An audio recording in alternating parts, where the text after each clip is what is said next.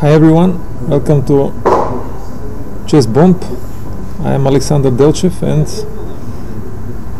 we're on the second round of the 8th World Team Chess Championship for blind and visually impaired people. As for today, we're going to follow 3 matches, 2 of the Group B and 1 of the Group A. In the Group B, the main clash is between Ukraine and Bulgaria after the unfortunate start in the first round today against the Poland team. Today in the second round, Bulgaria won, facing the second best team in this group and the third in the top elo list, and overall the team of Ukraine. And on the first board we have Oleg Tuka as white against Rasim Nizam. Unfortunately for our best player, the international master Rasim Nizam, he should play again with black, this time against the top 3 player in the list, Oleg Tuka from Ukraine. The game is in progress. We are after the move 6.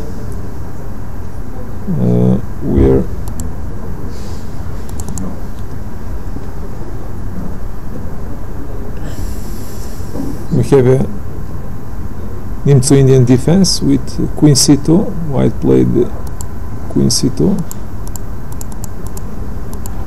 So what was the opening? We see Nimzo-Indian defense.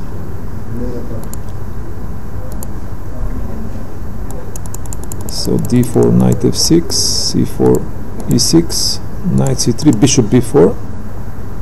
This is the maybe one of the oldest openings, and it's considered as a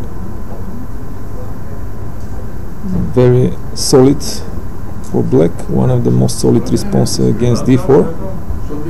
And queen c2 is probably the most challenging white move. He was played very often by the world champion Capablanca, so it may bring his name, a Capablanca variation. The idea is very simple. White avoids the doubling of the pawn and is ready to play a3 and to capture on c3 with the queen. This way white will have an advantage of two bishops, but it will pay for this with the two tempis for the queen moves, spend on the queen moves. So black castles. Here we have many other response. I think recently the most challenging move is b6, with the idea, okay, white can immediately attack the e4, but then black has a c5 and very dynamic position arises. But as we know, Rasim Nizam is a strictly positional player. In his yesterday game he had a good position against the Marcin Tasbir from Poland, but at some point he should have played a little bit more risky, more dynamic.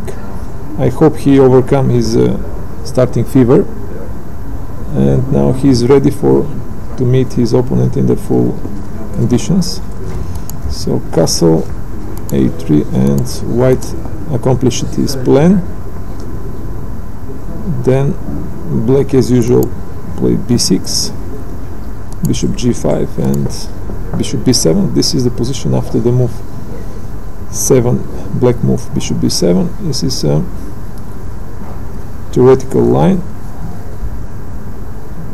Now I think recently as the best white setup is considered e3, then white goes knight e2, and then queen goes back for the one more time, goes to c2, and then white knight from e2 comes to c3. So white will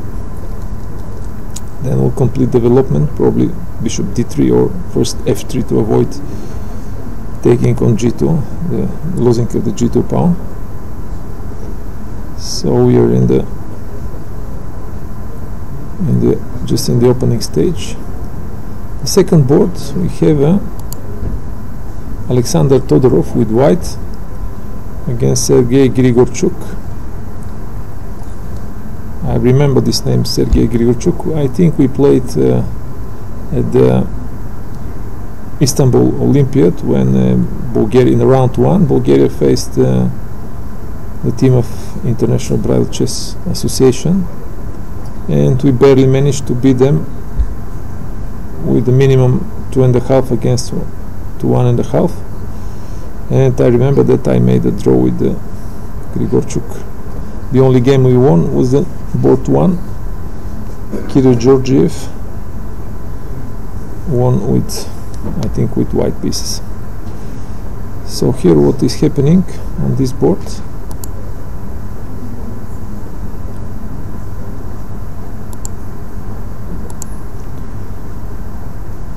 d4 first move, knight f6, and then knight c3. It's a rare line. It's the so-called Veresov opening.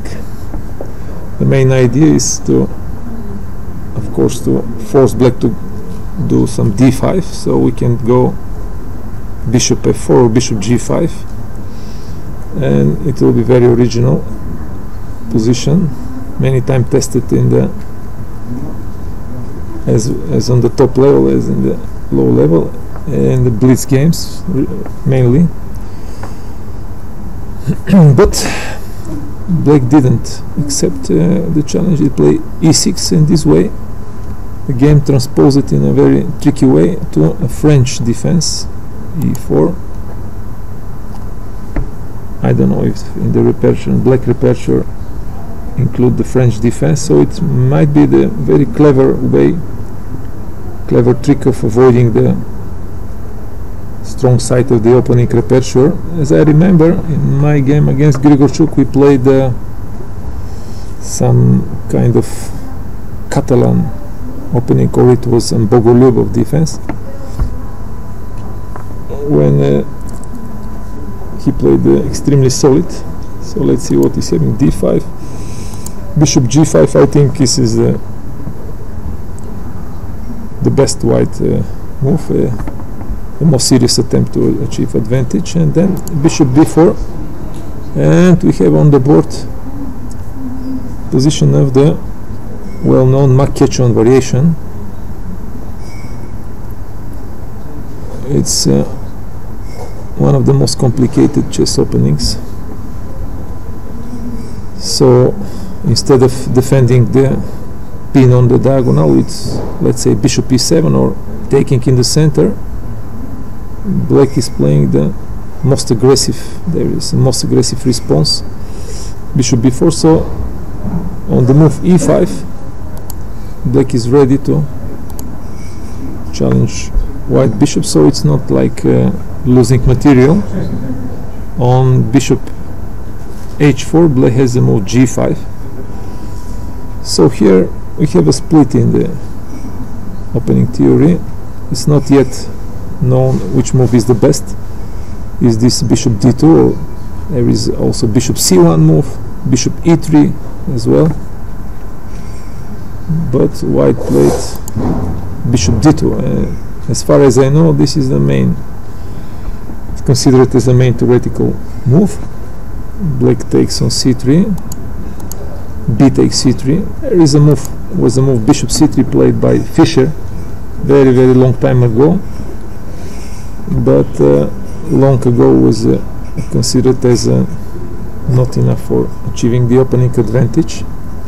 After bishop c3, knight e4, bishop b4, and there will be either move c5 immediately or first b6, with black having a good position. So b takes c3, knight e4, and white went bishop on d3. I don't know if this looks like a normal move, but queen g4 is definitely the most challenging move, attacking the g7 pawn, which forces black to make concessions. King f8, or probably g6 is the most popular move. And after g6 only now white is playing bishop d3, but then after knight d2 his king step on the d2 square in the center.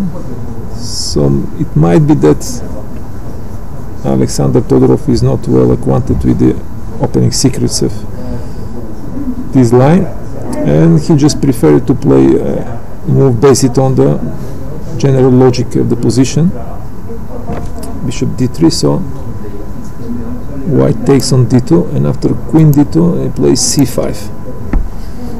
But now in this position white is having this double pawns on c2 and c3. Usually white has as a compensation for this weakness, they have a bishop pair and also a very strong dark square bishop, which later can be activated on the a3 f8 diagonal. But now there is no such compensation, and in my opinion this position is already in black favor. Okay, so we step to the board 3. Sergei Yashin, maybe if I pronounce well, against Lubomir Ivanov. In his game from the first round, Lubomir Ivanov didn't experience any opening problems, and now he's again black against the move d4. He showed his preferences for Slav defense, so he played d5 as well in this game. He's playing d5, knight f3, knight f6, c4, c6, and then Sergei Yashin played move g3, fianchetto the bishop immediately. This move is now enjoy the peak of his popularity, playing many games on the top level. For the moment, White is just finishing development, but doesn't care about the destiny of his c4 pawn. Very often after Black takes on c4, White goes queen c2, and on b5 White's sacrifice pawn with b3, c take b3, a take b3, and White has a, as a compensation, has a pressure on the long diagonal, and as well the weakness on c5 together with the central majority is giving him a long-term initiative. But here instead Black are going to more like Grunfeld like variation with c6 and d5. This as well is a solid setup, almost the same setup Lubomir Ivanov played yesterday in his game. So after bishop g2, bishop g7, castle, we have in the main opening position of Grunfeld defense with move c6 and then d5, and the variation with g3. I think it's Black has a very good chances for equality. And now with the move knight c3, White is sacrificing the pawn on c4, but this time with the knight on c3 when Black takes and White plays, for example, knight e5, threatening to take the pawn back. Black has a knight g4, changing the knight, and in many lines White will just remain with the pawn down. So I'm not exactly sure about this move knight c3. Probably if I was White, I would play something like, okay, c take d5 is of course the great main line, but if you like to avoid the opening theory and to still have some chances for opening advantage, maybe here knight bd2 and the setup with b3, bishop b2 should be always slightly better for White. On the board 4,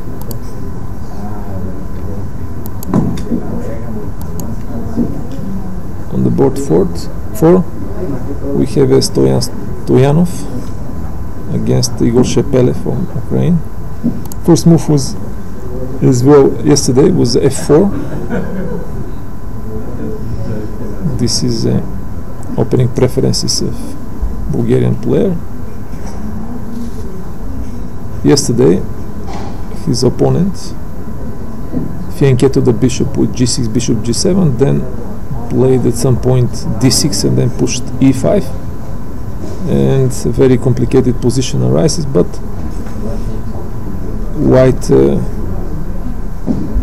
White remains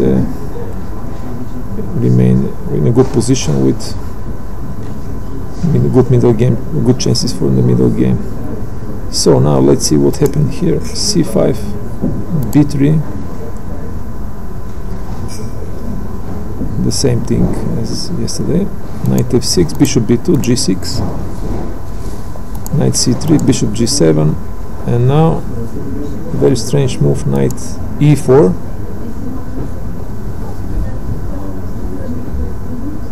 Threatening to double the pawns on f6, but I don't see any problems for Black. If they play d5, no d5, not because the c5 pawn is hanging. So Black played d6, and after taking on f6, take f6 and knight f3. An original position arises with probably evaluation is just about equal. And here we have our first guest.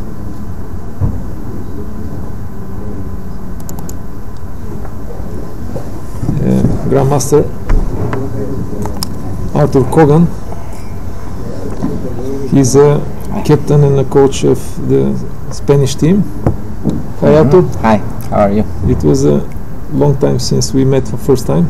It was maybe 88, exactly 30 years ago. You were in Bulgaria for one international master tournament, rubber round robin. Yeah, it's true. It's true, yes, I remember. My memory is not good memory. okay. And tell me something about you. How long you've been working with the Spanish team? With the Spanish team, well, many years already. I think was started in 2003, more or less. But I was working first with the individually, yes, with the 2-3 players, and they became champion of Spain.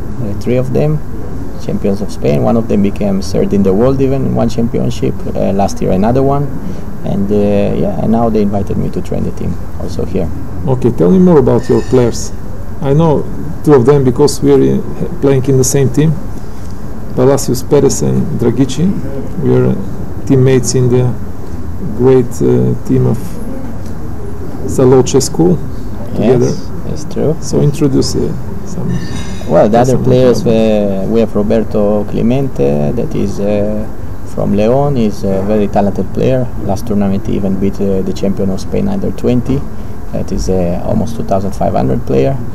And then we have Agustin, that is from Tenerife, nice island in Spain. And then we have also, as you know, Palacios, you already say. We have Dragici, and we have Diego, also from Barcelona, another big player. Very tall player also, almost 2 meters.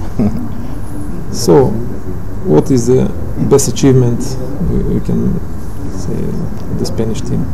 What is the best? Best is always to be first, of course, but first we have to try to qualify. There are 2 teams that are on the paper are stronger, Ukraine and we can say Poland, but at least last 2 times I remember that Spain won against Ukraine, so you never know, everything is possible. Yeah, I hope you just continue your rise up. Yes, we also have Indian team in the way. Oof, this is a very dangerous team. Yes, a special preparation. They have a very strong spirit. Yes, they're always although dangerous. they're almost unrated. Unrated, but underrated. Underrated. Okay. Underrated is the right word. Quite underrated. Okay. So now I wanted that you tell me something more about the success of your team.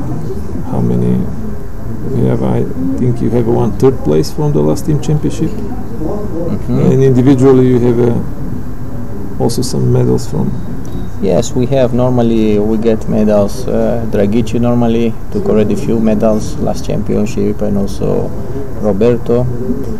We have some dangerous players, yes, with capacity. But we will see. You never know. Yeah, you're very busy as a coach. Now after the tournament, we are going to organize together a chess bomb academy in. Very near in Pamporvo. What are your plans about the? I know you're working with the Italian team too.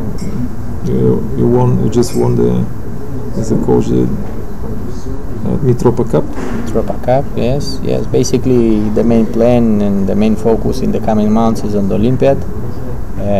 We have a stage in September, last preparation near to Milano, and then Batumi is waiting us to try to break our records. That is not so easy.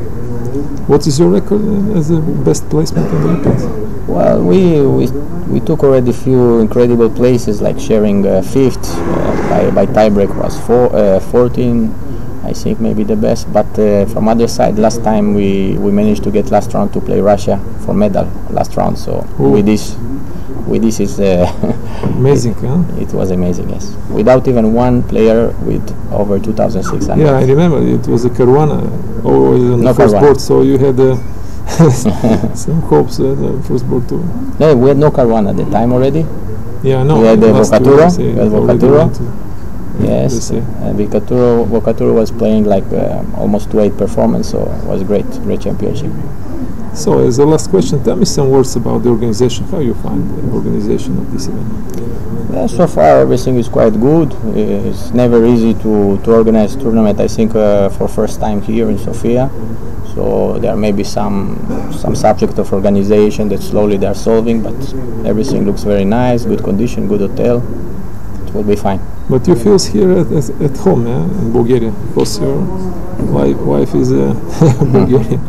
Yes, I'm connected to Bulgaria since many years. When was the last time you been in Bulgaria?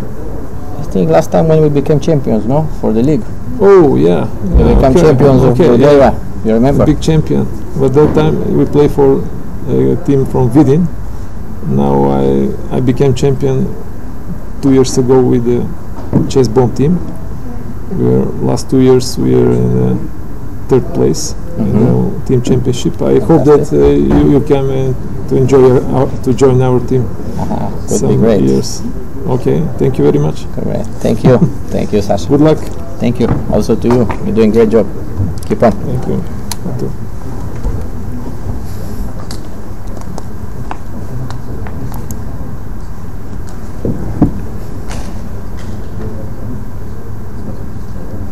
So, this was my old friend Artur Kogan from Spain. We couldn't focus on the matches because his team wasn't on the live boards yesterday and today too, but I hope from tomorrow we'll have some more we'll look something more about the Spanish team. Now we're going to focus on the second match of the day. We are covering live. This is the match between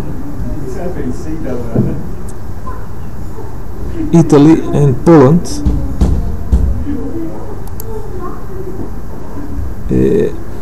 Polish team, as we already know, it's the favorite one of the favorites for the first place in Group B, and now he's facing the much weaker Italian team. First board is Vrioni Bersan against Adam Czajkowski from Poland. Adam Czajkowski is, I think, the top 5. I have some statistic here. Czajkowski is top with his rating 22-32 is on the first 10, top 10 in this championship. And there, his first board, Marcin Tasbir took a rest day. Of course, against the Italian team, they can do also without him. So let's see, e4, c5, Italian. Now white goes knight c3.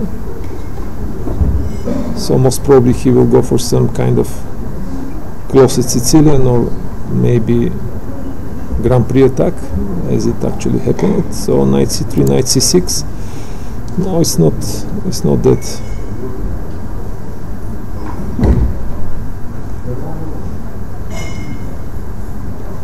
easy. I played f4. He's playing f4. It was not too late to come back to the normal open Sicilian with knight e2 d4, but the white playing is completely different. So he's going for the Grand Prix variation with the move bishop c4. This can be a very dangerous surprise if you don't know what to do with black, because white is planning a sharp and very quick opening attack. Again, after the castle short, sometimes they push f5. The idea queen e1, queen h4 is coming into consideration sometimes. But against e6, white went a little bit more passive d3. I think the main line here starts with the move f5, the pawn sacrifice. Of course, for black will be awkward to immediately to take the sacrificed pawn with e take f5, because it will open the diagonal of the bishop from c4, and some dangerous await black in this line. So after f5, probably knight e7, and when white capture on e6, black has two options. The more solid I think is d take e6 with his king position very safely going on the castle short on the next move. So d3, knight g e7. Already black is planning the move d5, which will be some small refutation of white opening idea. And if white instead of move e3, if they play the castle short on knight g7, they can play queen e1, so temporarily stop the d5 idea. So after knight g7, white doesn't have any other options to go castle short, and there is no way to stop d5. Bishop b3, and black goes castle short, and queen e1. We have a current position on this first board.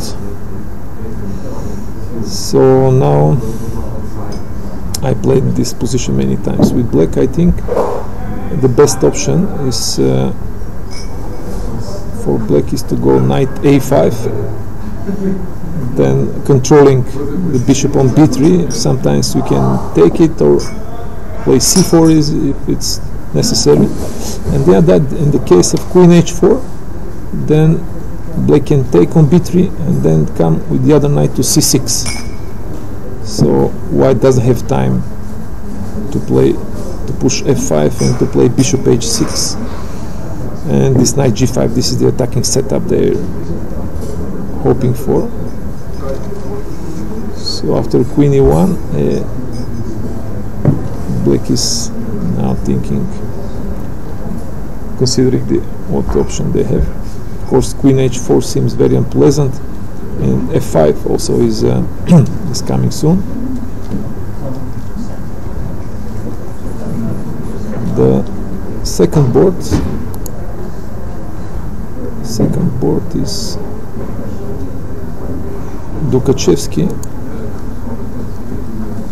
Piotr Dukachevsky against Marco Casadei. Piotr Dukachevsky played the first move c4. Yesterday he adopted something similar, but he started with the move knight f3. Probably he is now changing the move orders, or maybe opts for some other completely different setup.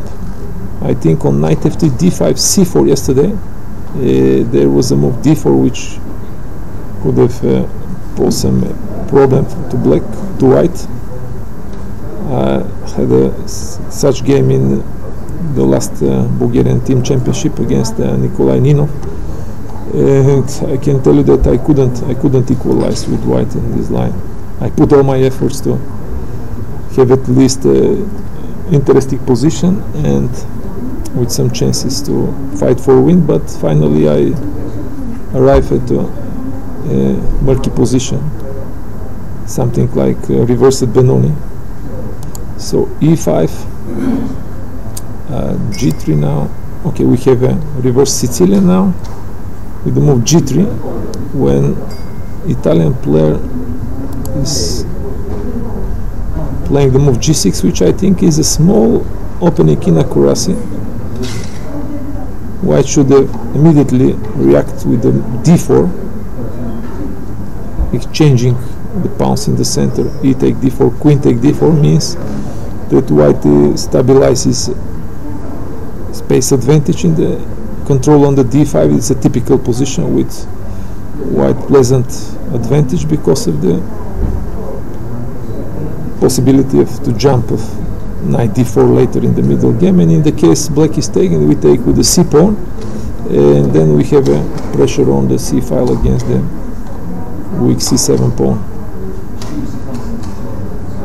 So instead white went bishop g2, and after bishop g7, knight c3, knight c6, we have a normal position of the closed Sicilian, but with the colors reversed. White usually goes rook b1 and then pushing b4, b5, taking space advantage, taking the chance for the space advantage on the queen side, chasing black knight from c6. Instead, white went for the classical setup, d3. The idea is to prepare knight f3, then castle short, and then only after finish the development of the king side, they will go rook b1 and then b4. This is a little bit more solid and but not that challenging option from white. So f5. What can I say about this move f5? Of course, if black is planning some active play on the king side, this move is coming very necessarily. But is it necessary to do it in this moment? The only problem I see with this move is the bishop on c8 now stacks on f5, so in the later stage black should be able to push f5, f4 to start the kingside attack. If not, then he will just have his bishop on c8 in the cage it in this diagonal. So knight f3 wins, knight f6, castle, and then knight d2. I don't know about this move. I think it's a very rare line in this position. White should play first bishop g5 if they want to put this knight on d2. First bishop g5 is coming into consideration. Exchanging the bishop after the move h6, exchanging the bishop, and then goes knight d2, and again hoping for the future, some rook b1 and then b4, b5. Or immediate rook b1 was possible. Normally the line goes a5, then a3, and then b4. Black is exchanging the pawns on b4. This is the idea of the defensive move a5. This is a well-known defensive technique.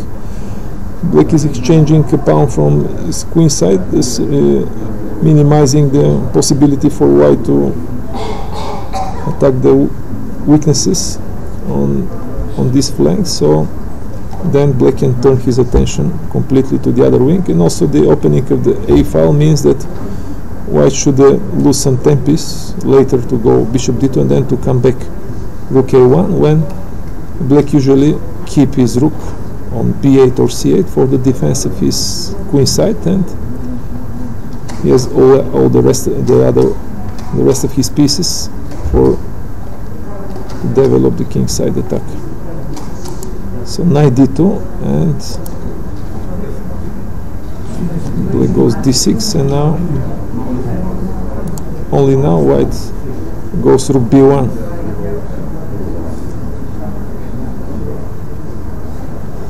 Well, nothing special is happening here.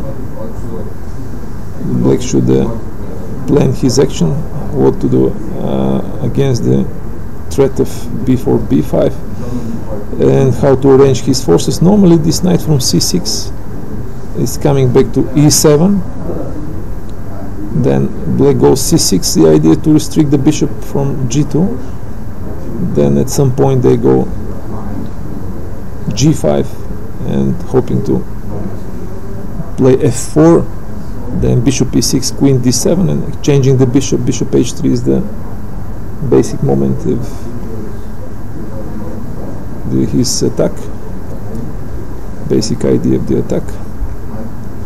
So we have a very interesting position in the board, on the board 3 of the match, between board 2 was look at Delchevsky. Oh, it was there from yesterday.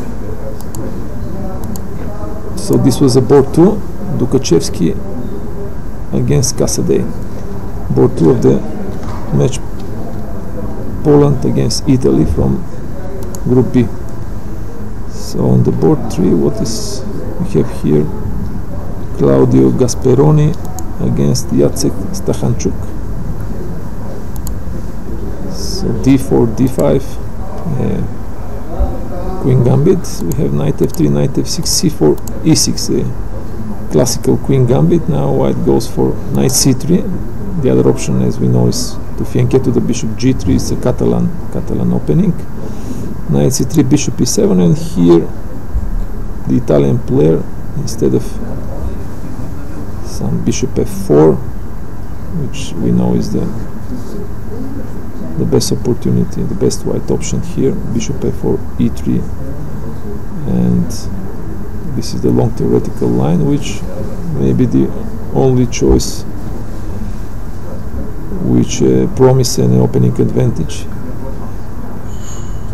So instead white goes e3. This is a little bit more passive setup. White just doesn't care about his bishop on c1. He wants to finish development with bishop d3 and castle short, but in this way they will get some kind of queen gambit accepted, with probably with tempo down. After bishop d3, black will only then take on c4 and playing at some point c5. This means that we'll have either position with isolated pawn on d4 or the open center if white takes on c5.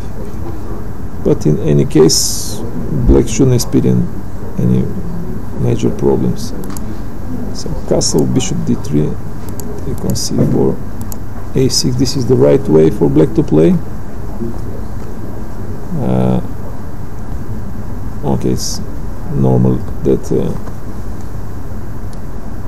the Polish player Jacek Stachanchuk gets a very promising position from the opening against the much low-rated opponent.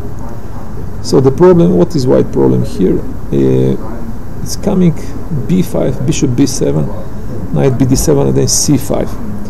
And after the exchanging of the central pawns at d for c5, we'll have a situation when black pieces will be, the black setup is much more flexible. Knight on d7 against the knight on c3 is giving black maybe small, but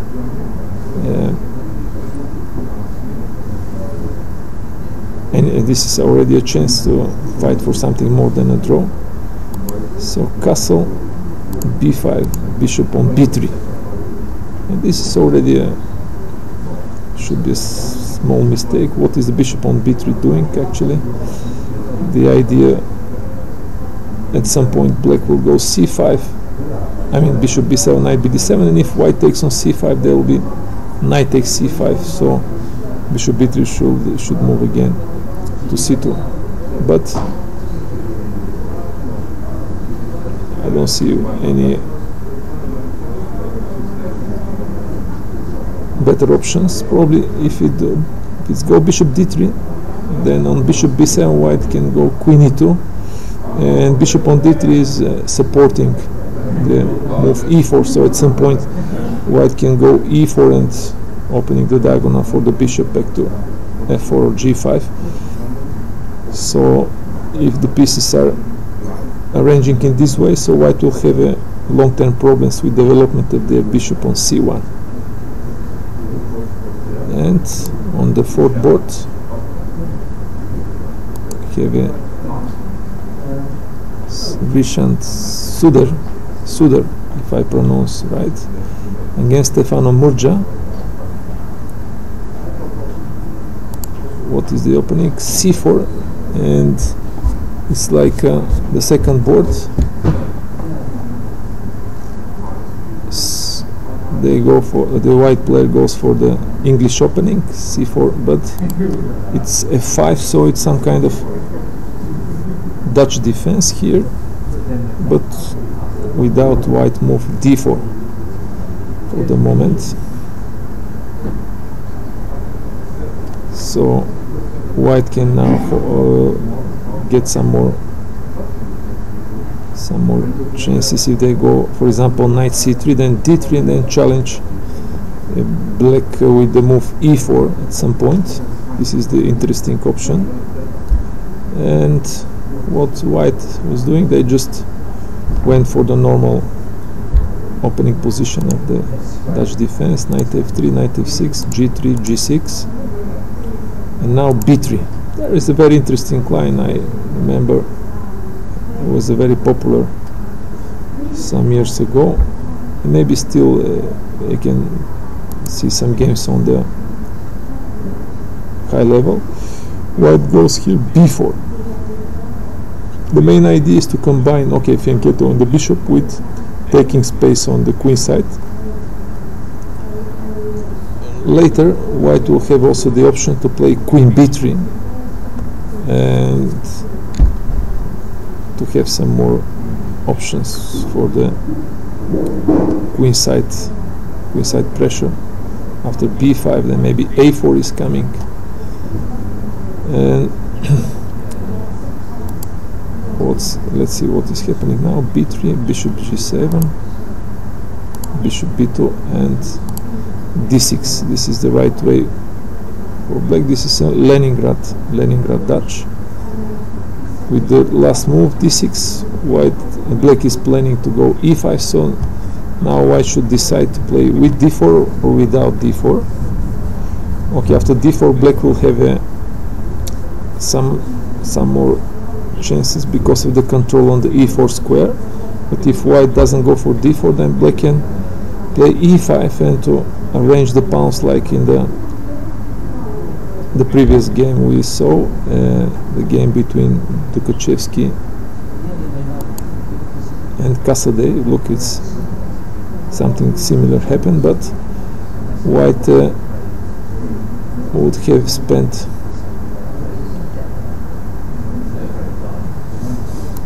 some moves for b3, bishop b2, which will be useless in the long run because of that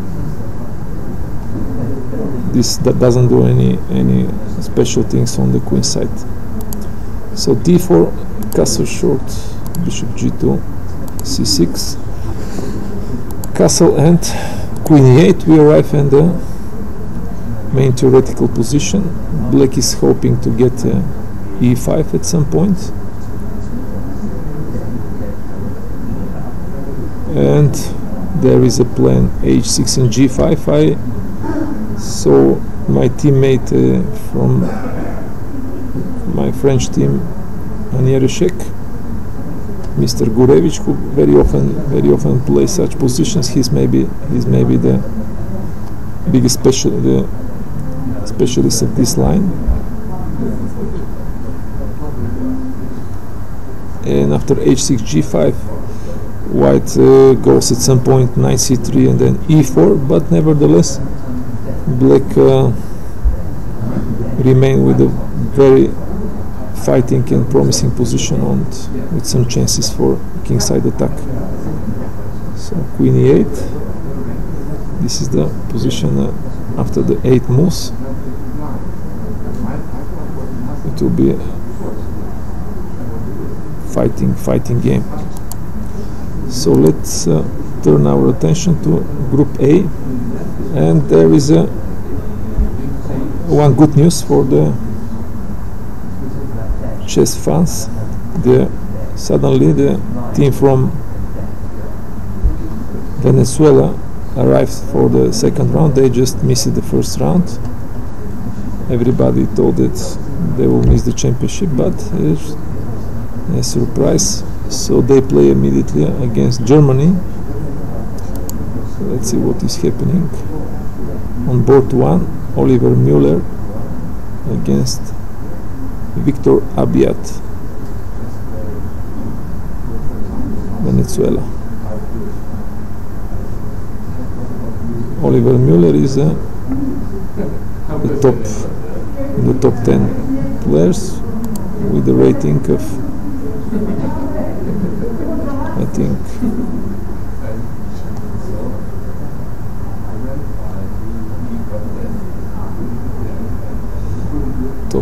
6 in the group A with the 22.91, and his opponent has a 19.45, so there is a gap of almost more than 300 points in the rating. But nevertheless, I can tell you that these ratings are not that important. This is not the professional players. They don't mind about the results. Most of them are playing chess just for fun. So knight f6, they don't bother about the ratings as professional players do. d4, knight f6. Okay, we are expecting, yeah, the fianchetto. This will be some King Indian or Grunfeld. So now g3, the solid system. German players are well known with the solid opening choices. Castle, bishop g2, and then the interesting, the most dynamic option for black is to go d5 as well. There is a c5 when game will end up with some Benoni or English opening. So bishop g2, d5, c take d5, knight d5, castle, knight c6. Okay, we have now, after the ninth move, we have a main position of Grunfeld with g3, but with immediate d5. So the game is still in the opening theory. Nothing special happening. On the board too, we have a Munoz Gonzalez against Frank Sherman. So there is another English opening, and the black responds with the f5. Something we already saw in the game Suder against Murgia. And the game transposed to some classical Dutch, no, it's Leningrad Dutch. Let's see what happened here. Knight c3, knight f6, g3, g6. White played a little bit too early with the knight to c3, so the setup with b3, bishop b2, d4, knight bd2 is not anymore available. So bishop g2, and now e3. This move is definitely non-theoretical one, but there is logic behind. So knight goes to e2. The setup will be knight e2, castle. Then white will go b3, bishop b2, maybe d4, but also possible is to play d3. This is the famous and a very flexible setup, white setup. Then they will be ready to meet king side aggressions with the f4 move, and on the queen side they just go b3, bishop b2, then queen d2. Just is the central strategy without any preferences for king side or queen side actions. So d6, knight g2. The flexibility is the most important here. Castle, and then e5. And then white came to the challenging the center with d4. I don't know. I think here the better strategy is to play maybe d3. I don't know. And then planning to go in the future f4. But d4 is not at all a bad idea. One of the ideas might be if black goes knight c6, for example, white can take bishop c6, take on e5, then queen exchange, and trying somehow to use the weakness on c5 square and double the c pawn. Of course, if black goes e5, e4, this will be a small inaccuracy because of the white then will force the exchange of this pawn with f3, e take f3, then bishop f3. White will get some squares like At some point they can push d5 and to go knight f4 and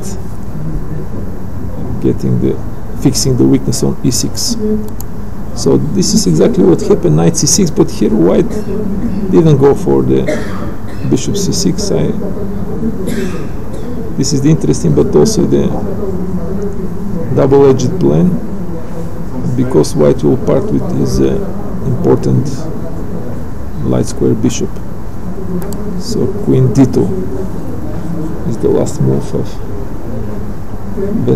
player from Venezuela. I think the plan is to finish, to complete development with b3, bishop b2. Then he will choose a position for the rook, maybe rook a to c1, and then jumping on d5, like knight to d5. This is his next 4 moves.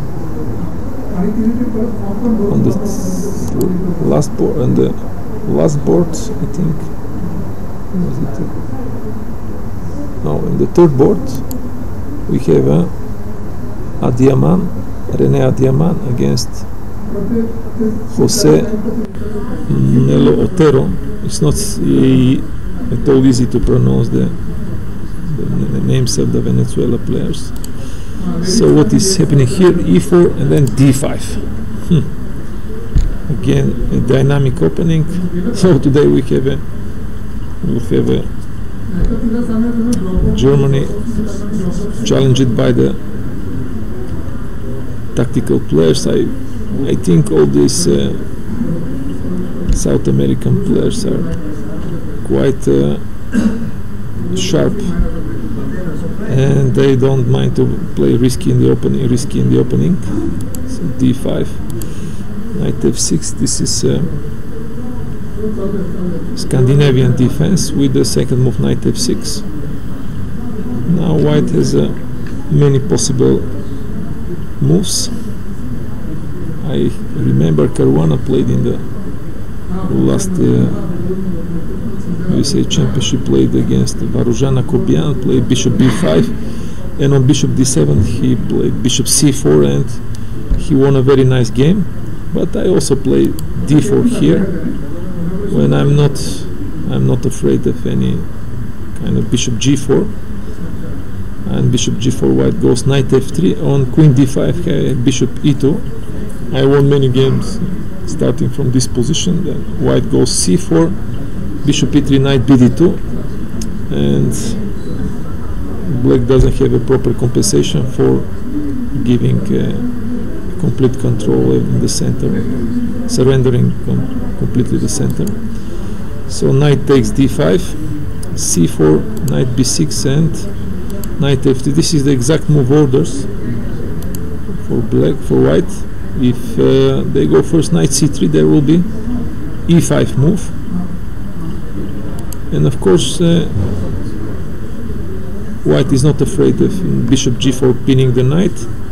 There will follow, after bishop g4, there will follow c5, and on knight d5 white has a very unpleasant queen b3, and with double threat queen takes b7 and knight e5 too is very unpleasant. I don't see the way for black to meet, because if they take on f3, then instead of queen takes f3, there is also a queen takes b7 immediate move, when black is going to lose some material.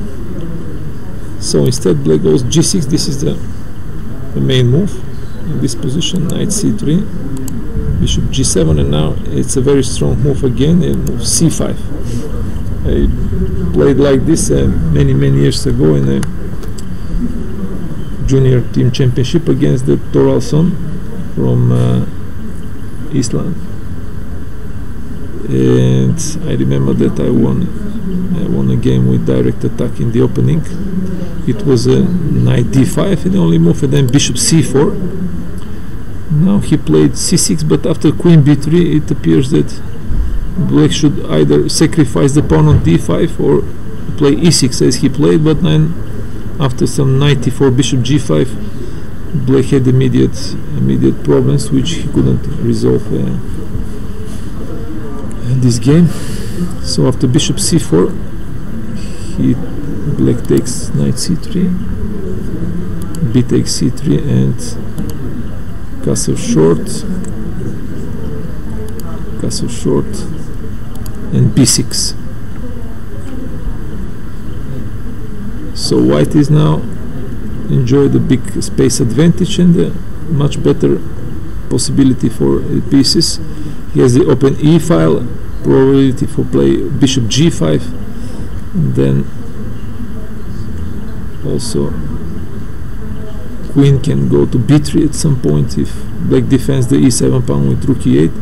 So then we arrive at the first very important moment. White goes rook e1, and the threat is to play bishop on g5, after which black will have a certain problems with defending his pawn on e7. So I can define this game as white has already some serious opening advantage, and the other three were about equal.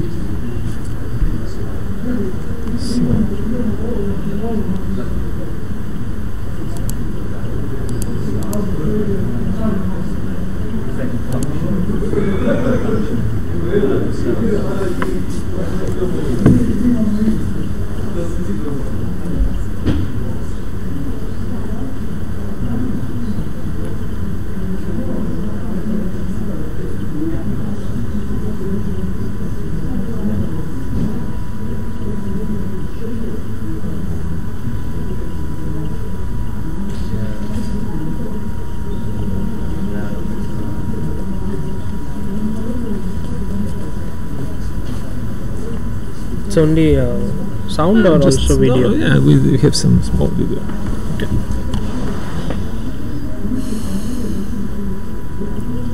Well, maybe I will ask some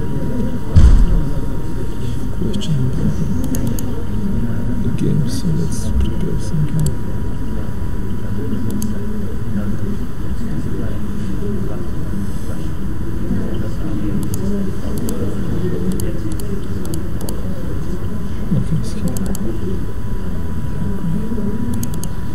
This game was very nice.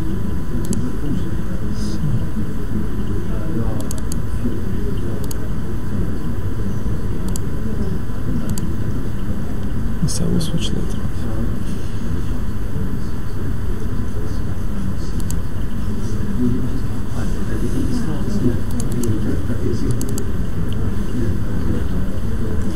Hello. It's okay, no?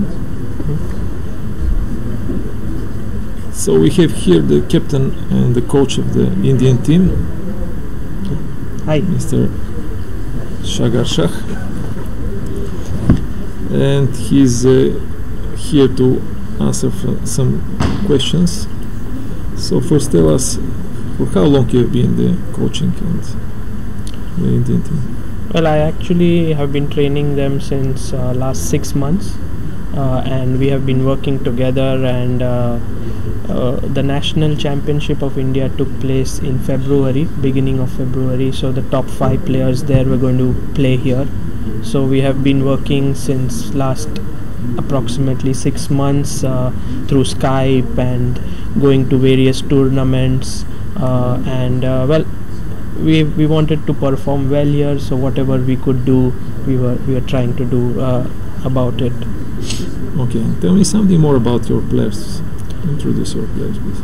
I think in India the visually challenged chess is developing. It's the players are pretty strong, but they don't get much opportunities to play. There are a lot of tournaments for sighted players in India, but not so many for visually challenged. So I think the 5 players that we have, Kishan Ganguly, Saundarya Pradhan, Ashwin Makwana, Aryan Joshi and Subhendu Patra, all of them I would say are roughly around say 100 to 200 points below their actual strength. Perhaps on a good day they might even play stronger than that. So they are all young, below the age of say 28 all of them. Some are even, one is 16, one is 19, so they are all quite motivated, they work hard, and it's fun to be with such a team rather than with people who are doing something else as well and don't have much time for chess. Okay, now when Dr. Jadhav became president of the International Braille Chess Association, is there something more happening in India? Well, I think it was a big moment for Indian chess that Charudatta Jadhav became the president of IBCA. I think he's the first non-European to become the president. I think this thing has not been used so well to promote visually challenged chess in India to a big extent. There have been a lot of plans made, and I think since the start of this year, I own the company ChessBase India. We have collaborated with IBCA, and we are trying to promote sorry, not IBCA, AICFB, which is the Indian Chess Federation of the Blind, and we are trying to promote blind chess in India. So wherever they go, we write about them, we let people know their struggles, and in fact it would be interesting to tell the viewers that in India, the national championship which was being held on the 2 days before the championship for the blind, there were no sponsors. So ChessBase India wrote an article about the tournament, and within couple of days we were able to collect nearly 5.5 lakh rupees, which comes to roughly around 8,000 euros. Ooh, it's great. So that way a lot of people are now beginning to take interest in visually challenged chess in India. Yeah, this movement, I don't know how many people are practicing the chess among the visually impaired people. I've written about some articles, and some 20,000 or even more. Yes, and especially in India, I think there are around 1,000 players who are registered with IBCA, and I think also have a rating that they are around 250 to 300. So I think the number will grow because the main thing which I find is chess is the only sport at which the visually challenged are able to compete on par with the sighted. So I think it's a special sport. Something to speak about. Okay, so tell me, before to go to some chess things, tell me some words about the organization. How do you find the organization of this event?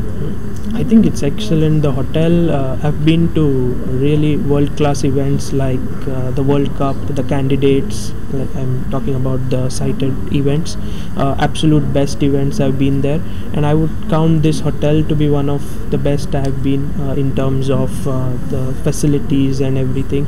The food is also pretty good, especially comparing Indians are not so well versed with these cuisines here, but still I think we have no issues until now. The playing hall is great.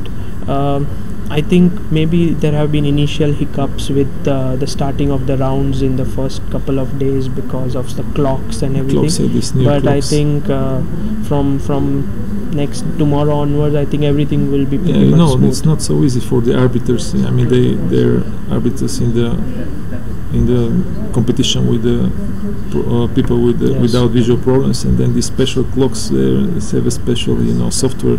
Yeah, these clocks are very difficult. I cannot understand a thing.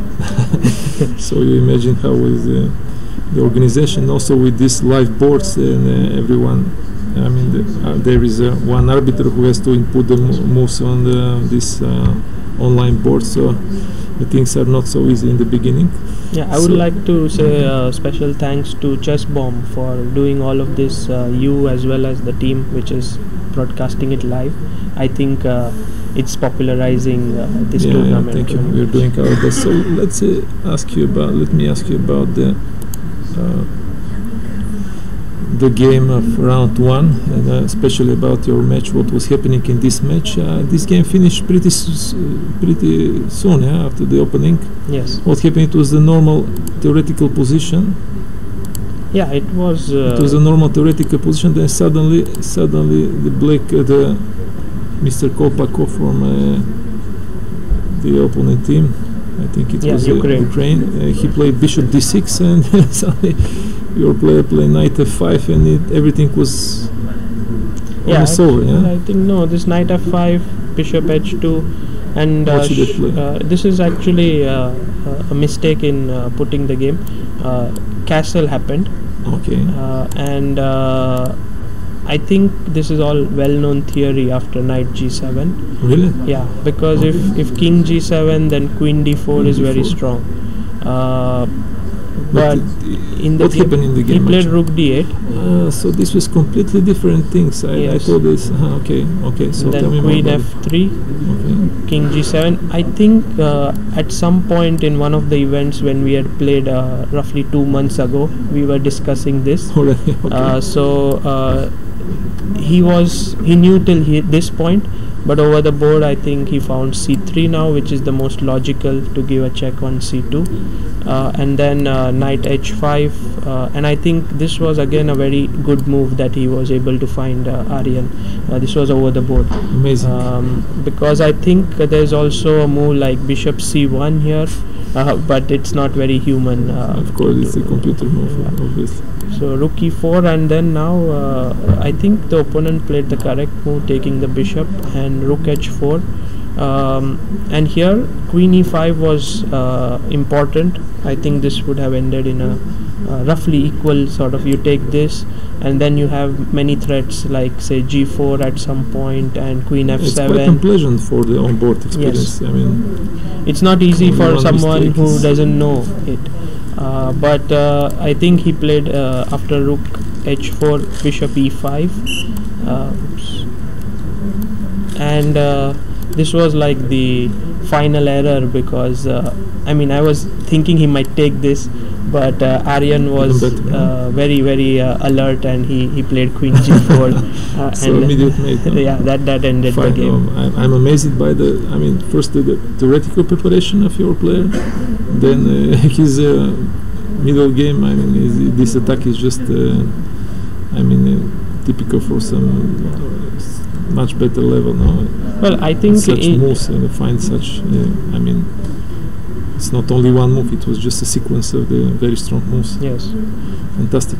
Congratulations. thank you. So what else you can say about the match? I think your first board also had very good chances to put a surprise. Yeah, I think he played excellently in the opening. In fact, I was sitting somewhere in the hall, and Arthur Kogan, who is the Okay. coach of the Spanish team, he came and asked me what's the rating of your board 1, and I said somewhere around 1980, and he said, but he's playing like 2300 here. You know, What is happening? so he played really well, but I think the opponent just of He course took the this wrong course, knight e4 was a very bad move, because maybe d6 was better. He took, and I think at this point after e4, white has just What to do? Yeah, just black is yeah. outplayed completely.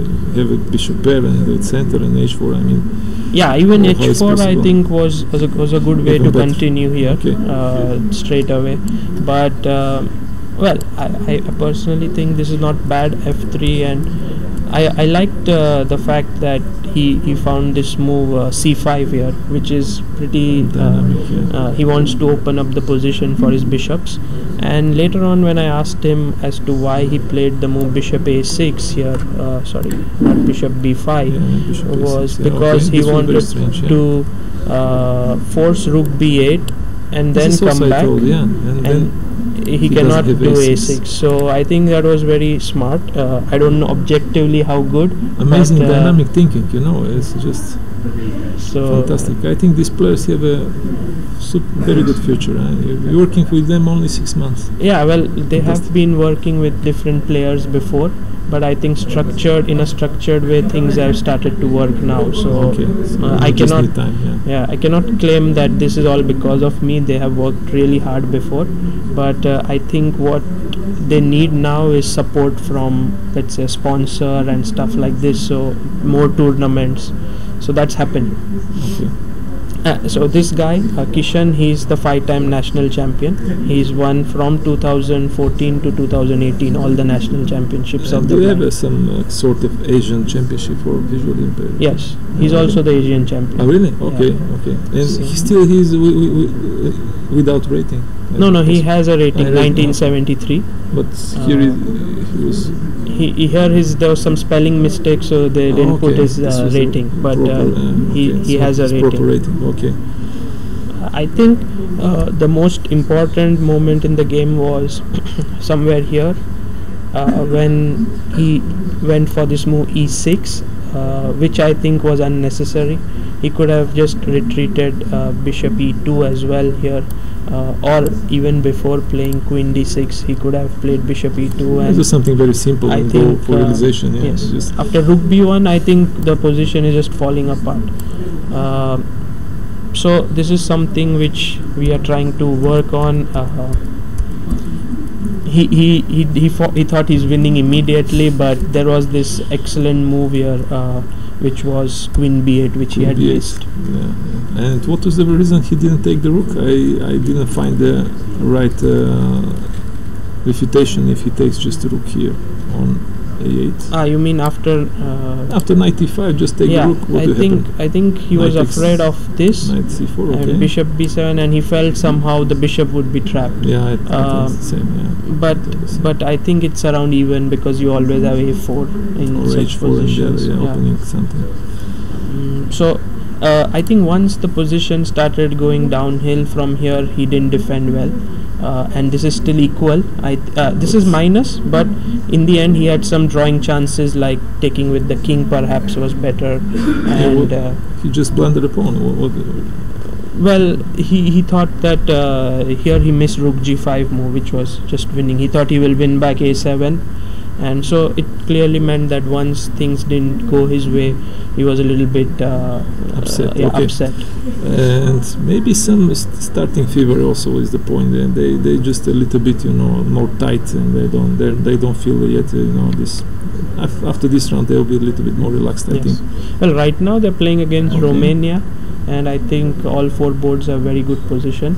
All boards are higher rated of the opponent, so Romania is rated higher on all boards, but I think we have good chance today. So amazingly, you can put some dynamics to this Yes. big group, and we'll see a little bit more interesting matches. I think in B group there are clearly 3 teams which are very strong. There is Ukraine, Poland, and Spain. Spain, okay. But we hope that we can, give these 3 teams a tough fight. It will be a big fight. Okay, and tell me something about yourself, about your work in the for Indian chess base. Well, I think I used to write for chessbase.com, which is the international website. I used to cover events, go to different tournaments. Me and my wife. My wife is also a national champion, and she's a photographer, very good photographer. So we went to events and we covered a lot for Chessbase, including some big ones like Candidates in 2016, where Karyakin won. World Cup in 2017, where Aronian won. So all these events, we were there for the entire duration of 1 month, from the start till the end, daily reporting and stuff. We are going now to the Olympiad as well. But then we realized that one of the main things that India is lacking is basically not enough coverage of events in India, and also the best softwares like say Chessbase, which is used by every professional almost, is not available at a lower cost. So we spoke with the headquarters in Hamburg in Chessbase, and we said that there's a lot of piracy in India because of this, and we need to lower the prices so that people can actually buy original stuff. And so they were very kind, and they cut the price by 60%. So a Chessbase 14, which costs around 100 euros, in now India it costs 40 euros. So people are able to buy them, use original stuff, and they are able to improve. And the news page that we have right now, like our Facebook page, has nearly 73,000 people following. Our YouTube channel has around 15,000. So it's becoming very popular, and I think it's one of the catalysts for a lot of talents coming out of India recently. Like you can see Pragnananda, Nihal Sareen, all of these we cover them quite closely. So the young kids in the country, when they see the news about them, they're like, yeah, we also want to play like them. And when I meet these young kids, they're like, we saw the article on Pragnananda, he played Wesley, so he almost beat him. So it's like one thing leads to another. So yeah, this is a very important job. So thank you very much, Shagar. Yes. Yeah, I can tell you. Thank you, and have a good luck with the team. Yeah, thank you. Hope to speak again. So yeah, definitely. Okay. Yeah, see you. Bye.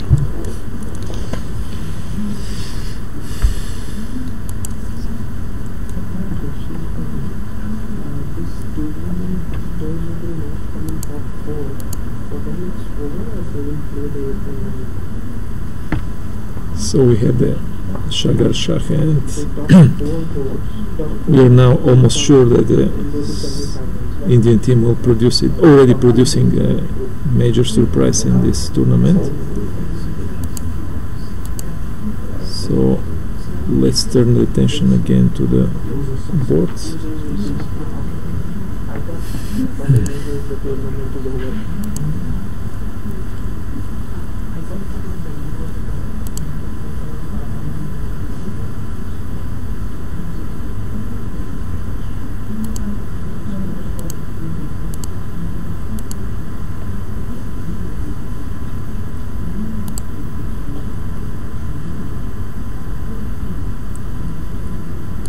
So we are going to see the the match Ukraine against Bulgaria.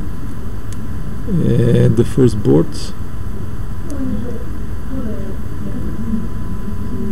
Oleg Tuka. We had this Nimzo Indian, and in this position, white player went for knight f3.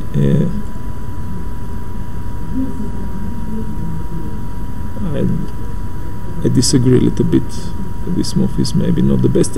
Maybe followed by knight d2 and then some kind of f3 e3 setup with bishop e2 will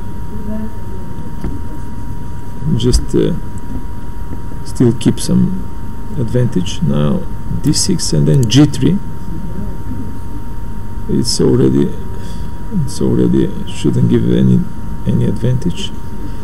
Black can just go knight bd7, then exchanging the bishop with h6, and even there will be some maybe tricks sometimes with knight e4. Let's see what happened. Knight d7, yeah, he played exactly the same. h6.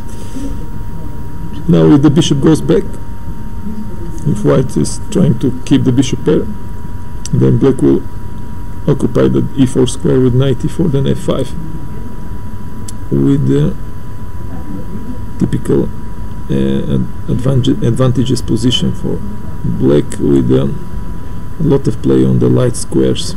So white took on f6 with just losing all their opening advantage, which was based on taking two bishops and getting the bishop pair. So knight f6, castle, then again knight e4. Here probably black shouldn't be in a hurry to take so fast the e4 square. I think the best approach here will be to play at some point c5. So if there is a chance to open up the c file, so the pawn c4 can become a reason for problems later. Because of the move a3, white has a problem with defending the pawn chain. So if they go b3, then the pawn b3 will be a weakness. But Bulgarian player went for the typical and the classical approach. Knight e4, queen c2, then f5, knight e1, and then he went for queen e7, knight d3. Already white has everything in order. They want to play rook e1, then to push back the black knight with f3, maybe arranging e4, and also knight from d3 can go to f4.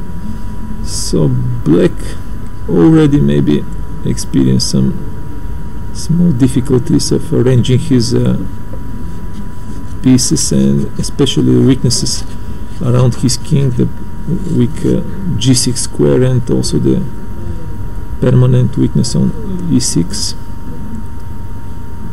So already there's some problems.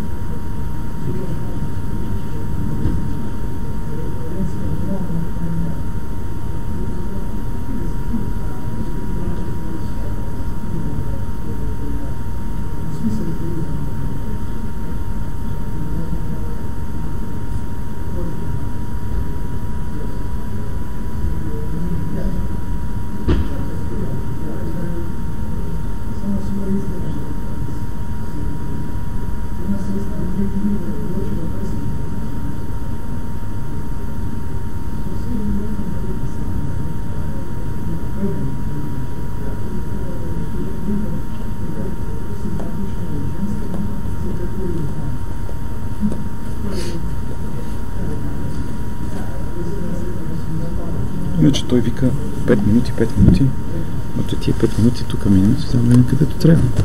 Насякъде. За тук ще се виждам ли някъде, ще ме гледат? Ако искаш малко да погледат после, да. Не знам. Ти си супер. Аз мога да си такова, да се... Както прецениш, ти не се притеснявам. Особено. Така без изказа. Че ще се пострела много яко. We have here Radislav Atanasov, the chief arbiter of the event. Hello, Radislav. Hello, Sasha. What can you tell us about the organization and the other things in the championship? Of course, during first 1 or 2 rounds we have some discrepancies between our expectations and the organization, and also some behavioral habits of our guests, because we accept here people from different countries, continents even, and different cultures, but all of them are quite positive and came here with the idea to play chess and to show their preparation, and also to share some experience in our well-known and very experienced country in the aspect of chess organization. And of course we suffered also the lack of 2 of the main arbiters, what I invited on the team before the tournament, But anyway, we adjusted our efforts to these changes, and now we have already everything very fluent. I hope that there will be no major problem at the event. Tell me what happened with the Venezuela team. What was this, the cause of their disappearing on the first round?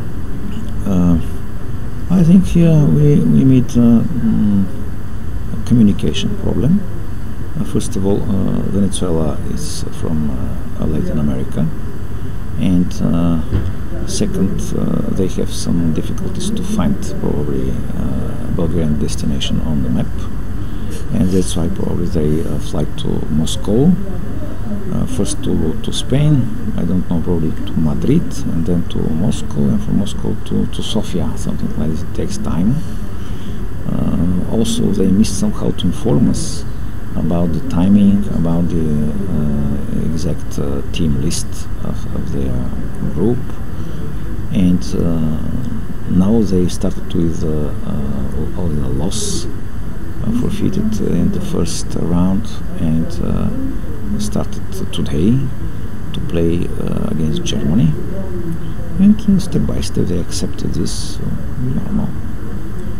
Yeah, okay, I thought that, okay, there will be one team less in the A group. Now when everything is complete, we'll have a little bit more fighting atmosphere. And it's also very interesting for me, what is the main difference, because we have been the arbiter of many events for player without visual problems, and this one. So what is the main difference in the atmosphere of those championships? The main difference, I think, lies at the borderline between their motivation and behavior. Sometimes I can say culture, because visually impaired people are more constructive. I think they are better, more disciplined, and they are higher motivated for playing clear chess. I mean, they don't mind about the result, they just want to play, enjoy the atmosphere. Yes, they enjoy the atmosphere. I saw them even to dance, how they celebrate. They're more relaxed. Yes, they are more relaxed. What is not visible from first point. Yeah, this is not visible. So I needed probably 1.5 or 2 years to get more familiar with these people. And in the beginning I was also a bit stressed from the environment, but now I feel much better and more accustomed to this culture, I think this specific culture, and to some extent this is even better than our with the normal people what we have. Yeah, I think it's very difficult to play this kind of, blind chess competition. They have a special boards, and then they need maybe twice more concentrated than the people without visual problems. Maybe this is the reason they're lacking the strength. A big difference between the strength those players and the other players. What do you think? What is their normal rating?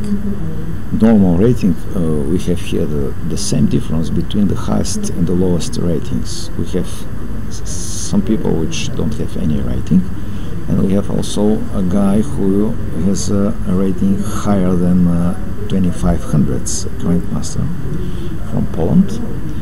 And in the aspect of the speed of their movements, I can say that this goes more to physical measurement of their movements, but from a psychological point of view, sometimes they are even faster than normal people because they have a strong level of compensation. You're feeling for the right move, something like that. Yes, and also the spiritual or mental work for the normal people and for these people, the work is the same. We play on the table not more than 20% of our moves what we have in mind during the game, and they do the same job. It's almost the same. They also perform only about 15 or 20% from all work what they mind produce during the game, and we do the same. So the origin and the character of our efforts is the same, but they have some problems with movements in the space, to find the toilet. Sometimes they need more time to orientate themselves. They ask a little bit more questions. Okay, what do you think about the chances of Bulgarian team? What is our proper classification? I think chances we have? We'll be ranked around the average, probably 5-6 in the both groups. I know better the first team because I spent already with them 1 week training session, National Sports Academy, and I'm very surprised from Rasim Nizam, especially. This guy, not with a good chess culture, but also big knowledge outside of chess area. Pay attention, he lost his vision at the age of 24. He already was maybe a good chess player at this time at his age. Yeah. And this lack of vision increased during the last 2 years, I think, very fast for PT. Well, okay, you're not only a chess arbiter, you combine also with work in the National Chess Academy in Sofia, and you're also a doctor of chess sciences. Tell me something more about your work there. How are you doing? My work comprises wide variety of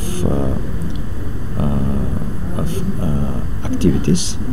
As you said, it's also a training process, developing different programs for increasing improving the training methods, and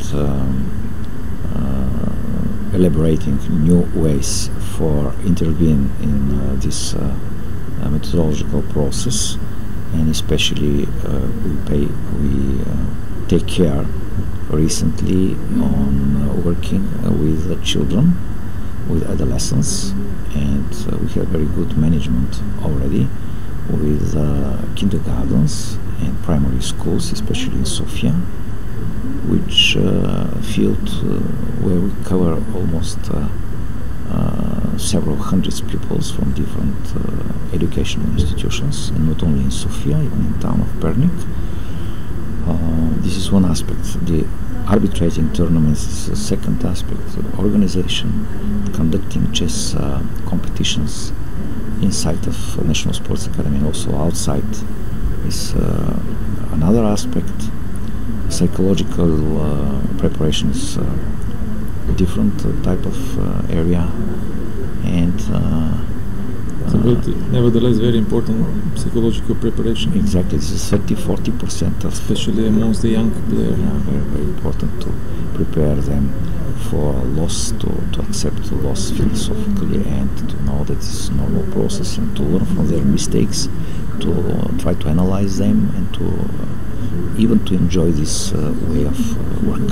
I think chess is a very important educational instrument which will add to the normal education. Do you think that we are any closer to get chess in the school anytime soon? Some of us, some of the persons who are involved already in this process will be successful. I think this is not will be for everybody, but some of the most prepared people, let's say teachers or trainers, will be successful inside of the educational institutions. It depends on their motivation and sometimes even on their personal qualities. That's why I cannot say that it will be somehow forced big campaign, despite of our efforts to make this as a picture what can happen at any moment. But I think it will not happen in this way, by step, and through some individuals. That's why, okay, I can encourage many of people to try to be among the first, because I'm sure that this will be done in next years, because chess is very rich. It's a multifunctional and polyvalent process, and it gives for education and to young people much more benefit than we like to think even now. Well, we have in Bulgaria this important event. Also, the Minister of Education is also think that he already said that chess is very good for the education of young people, and it's interesting if the media coverage of this event and some other will increase the popularity of chess in Bulgaria. What do you think? There is no doubt that coverage like this will promote chess in different directions and different areas, including the educational area. But probably more we should pay attention to the classrooms, and to the atmosphere inside of kindergartens and schools, because they are organized children, and we meet some problems with the quantity of children inside of the classroom. We cannot accept more than 15 people, and to make successful classwork, and to teach them in a proper way. More than 15 people inside of the classroom, this is not effective work. It's not effective education work. But we see that all the even high-class schools in Sofia have almost 30. I know such schools. They have about 30 people in the class, and even more or less 2-3, about more or less, and we cannot work effectively with a big amount of pupils. This is the problem. So chess in school is not so effective in this. Some of the problems which we meet, they are common problems with the whole educational process. But of course, chess has many advantages. We have competition. We have also we are connected to computers, foreign languages, virtual environment. Also, we have during blitz competitions, we develop motor skills for the children. Yes. And not only motor, but also mental skills, different psychological processes, cognitive processes we develop, of course, as a part of game. This is a very serious game. So let's see what is happening in today's match. What do you think about the board number 1? Is there any problems for black? What do you think? Black just took the center with d5. This is the game between Oleg Tuka against Rasim Nizam, our first board. And okay, our hopes are... Which is the move now? The move number 16. But it's white move, huh? It is 17. White to move. 17, I think black doesn't have any problems. I can support you that Rasim Nizam managed to leave the opening with almost equalized position. And this maneuver with the white knight was not very dangerous and successful, and the position should be equal, I think. Now black has no any problems with the development of the space. Rooks are already connected. Pawn chain in the center is stable and strong enough. His bishop on b7 is now even more active than the more active. But there is maybe d5. But on d5, I think black has very good decision to play c6 and to break the chain. Actually, this is what the computer suggests as the best for both sides. So we're expecting something like d5. I don't see any other ways for white to keep his. But d5 doesn't give, I think, doesn't give advantage. Even, of course, it already know. So on the second board, Alexander Todorov already made some this mistake in the opening with skipping the move Queen G4 in this Makechon variation of French defense. The main theory is Queen G4, but he probably was afraid of. Okay, after Black took take the bishop on D2, he should have taken with the king. Maybe he thought that this is a bad idea. If you don't know the theory, of course. He thought probably to play with the king on D2 is quite risky. Quite risky, yeah. This is the problem, especially in the opening. So Queen D2, C5, and then I think Black already is.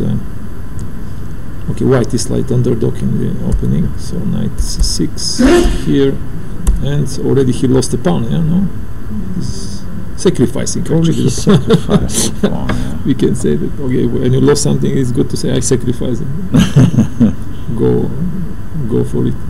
So c take d4. Yeah, obviously here instead of castle, you should have played something like maybe I know. To try something like rook b1 to force the issues. If cd queen d2, then the endgame will be quite okay. And if black takes the pawn on a2, only then castle and sacrifice. This will be a little bit more perspective sacrifice than to sacrifice his both central pawns. Rook b1. Yeah, computer suggests to take on c5 and then to play some rook b1 as well. But then never after any moves, white will be slightly worse already. So castle took the pawn. What do you think? Has any chances for successful counterattack? So the question is, you have to take on d4. No, you cannot, because he definitely sacrificed. Yeah. No, if he takes on d4, exchange the queen. It's just the end game with the pawn down. So he rightly so decided to go to g3. Yeah, play all in anyway. If you have such problems. So now Queen G3 attacking G7. He hoped that black will castle short, and it's actually the best move. After which, okay, its position seems dangerous, but white doesn't have any direct threats. If f5, then black just takes. But here black decided to go king f8, which is a mistake, no? Because okay, what we'll do with this king? Isolates the rook.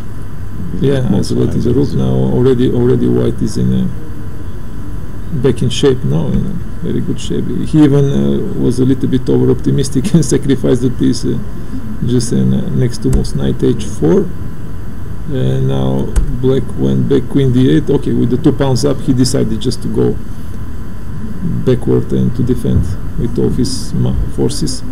This is of course the wrong strategy, because he should play with the extra rook down. I mean, white will play with the extra rook. So here just simply f5, and black will. What do you think? Did he play f5? 5? No, he just sacrificed. Oh, he played f5 now.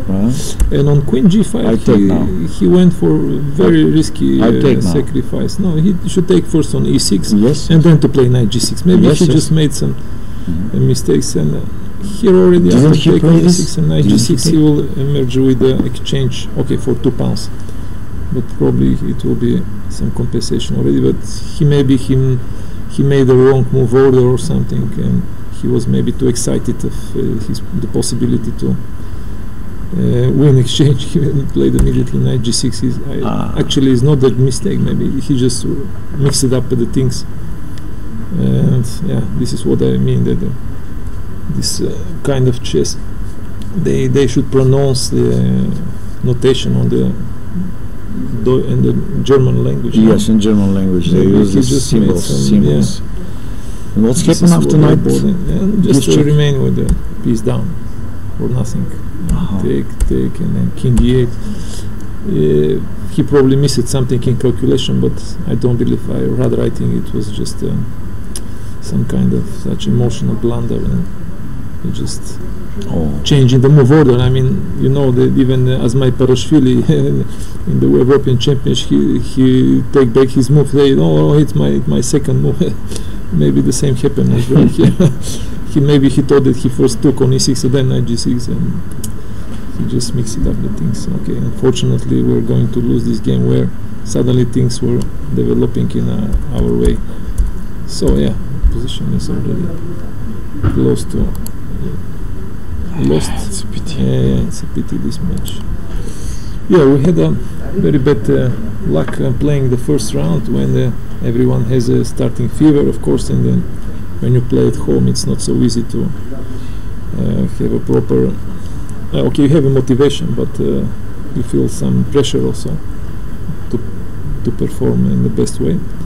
So here on the board number 3, Ljubomir Ivanov. Hope is doing a little bit more solid. He took on c4 as I suggested in my previous commentary. So a4, white is defending against b5. So as I said, knight e5 immediately will meet, black will meet with knight g4, changing the knight. So knight fd7. What do you think about this move? Where this knight goes? I don't think it's a good, yeah, where is knight? e5. I should sacrifice, develop the pieces, maybe bishop f5 or knight a6 or something. Maybe a5, it was also a good move, just playing for knight a6, knight b4. Just fixing the I think it's losing time and space. Maybe knight fd7 was with some idea to push later e5 and exchange the pawns in the center, but it shouldn't be so impatient to open up the position. Anyway, we will be better prepared for this opening. Yeah, white will better prepared, yeah, for sure. So instead, what do you suggest? I like d5 maybe, yeah? I like a5. 5 is a positional way, so white doesn't have a proper way to take back the pawn of c4. He should lose some tempies to do so, but I don't see how. Maybe e3 with queen e2, I don't know, but e3 will meet by bishop f5, so I have no idea. Knight e5 as before is not so good because knight g4. So yeah, computer suggests even knight a6 coming to b4, just with a nice position. Knight fd7, yeah, very strange. Bishop f4, white stop e5 for 1, but then queen a5, black is insisting one. Maybe we got the idea of Lubo to play at any cost to play e5 and to open up. So he's probably likes a little bit more open positions, but he has not how to say, he's not brave enough in the opening to go for such position. Or maybe he is too disciplined because it's a team championship and he wants to play a little bit tight, not to risk in the opening. You know better this guy. He's from Plovdiv. I know him well. I think he's a dynamic player and he likes the combination. So queen d2 and now rook d8. Okay, why not? It's one c5 to push e5 at any cost. So bishop h6. But why queen d2 or queen c2? Queen c2. Yeah, instead of. Well, this is the connected probably with some tricks. If because white was expecting e5, so probably if e5, white was planning some tricky option, like I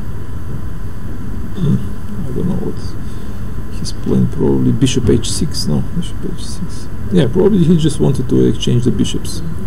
And but I can play after changing the pawns on e5. Okay, exchange the bishop, but then you'll open up the center.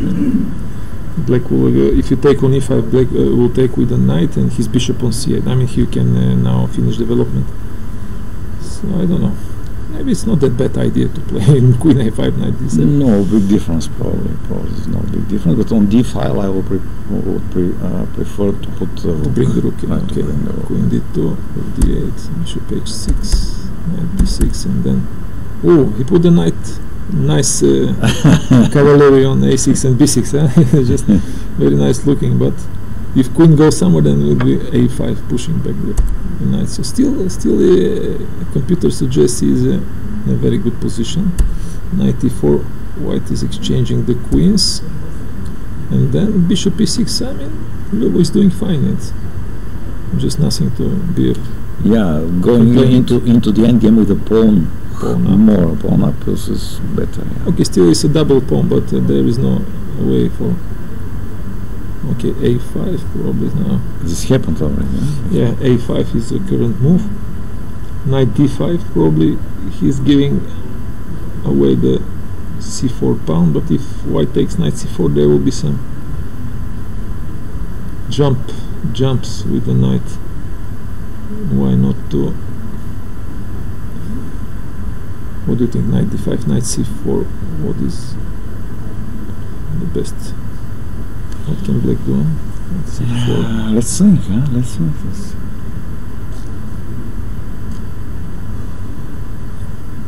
Okay, something like knight f4 probably.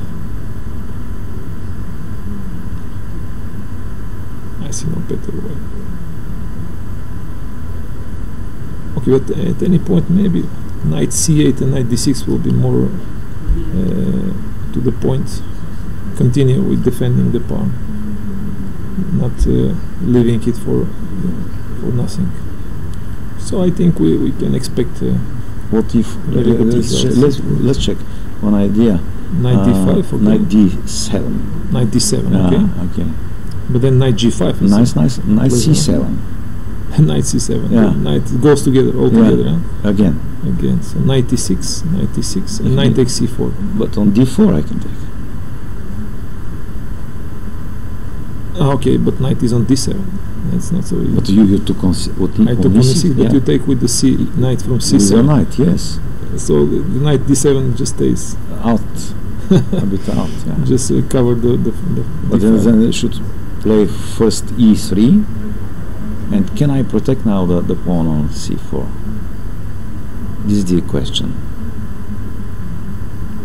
I think it's white is going to take back the pawn, but probably. it will be just an equal end game. Yeah.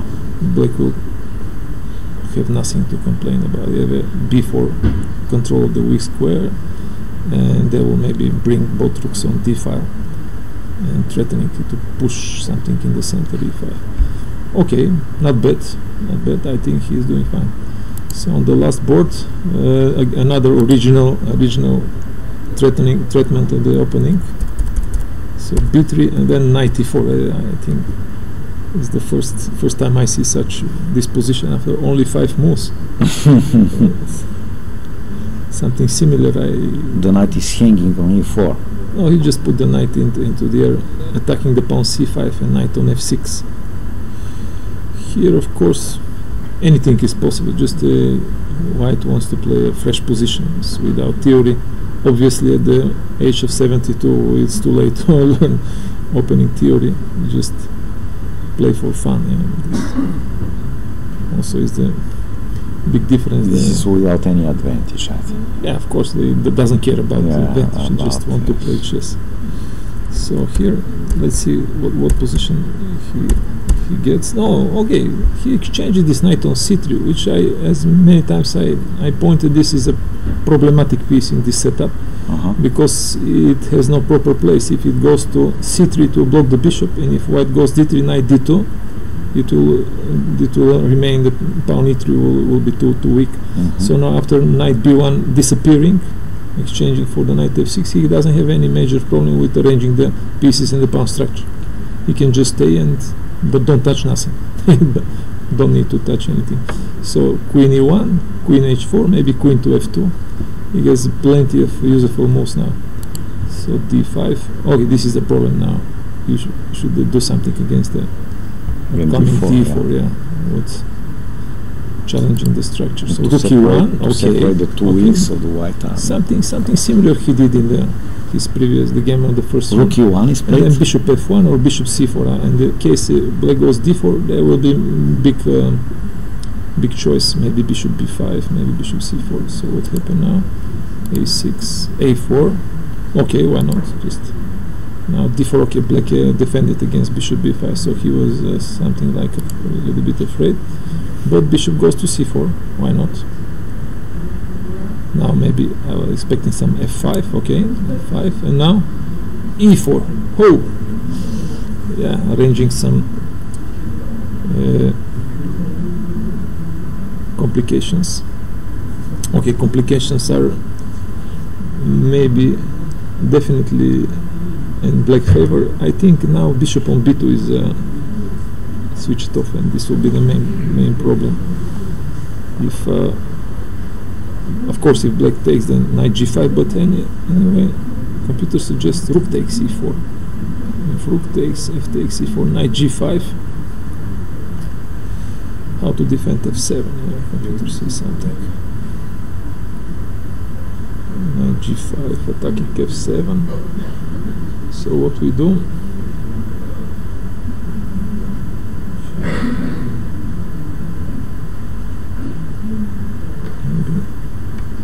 I don't know. It's very difficult to play on board. So he plays something more human. He played bishop h6. Wow, defending g5 and attacking the pawn on f4. I mean, such moves you need to be really inventive, to do such, to find such. Bishop h6. Yeah. Igor Shepelev. I don't know nothing about him, but all this Ukrainian team, they have plenty of second and third places on European and World Championships. So all the players are very experienced and very strong. So bishop h6, nice move. Take on f5. Bishop takes f5. So some symmetrical pawn structure arise, but with black having a unpleasantly blocked the bishop on b2 and two space pawns are advantage. on attack. Two pawns are attacked. And okay, f4. I don't think pawn on c2. If black takes bishop c2, then maybe d3. But maybe d3. Yes. yeah, computer suggests knight e5, taking with the queen, with some counterattack on c5. Then without the knights, maybe white can just play b4 and challenge the structure at some point. So, okay, all in all, white is maybe not that bad. Play g3, leaving the pawn on c2. Okay. They played already. Yeah, g3, then d3. Okay, closes up the bishop. And now the question is, this bishop will survive or not? And he goes knight a5, attacking the bishop and the pawn on b3, and after knight e5 he takes on c4, b takes e4. Still the bishop is in danger, but after the next move, I think if it's not yet played, f6. I think f6 is dangerous.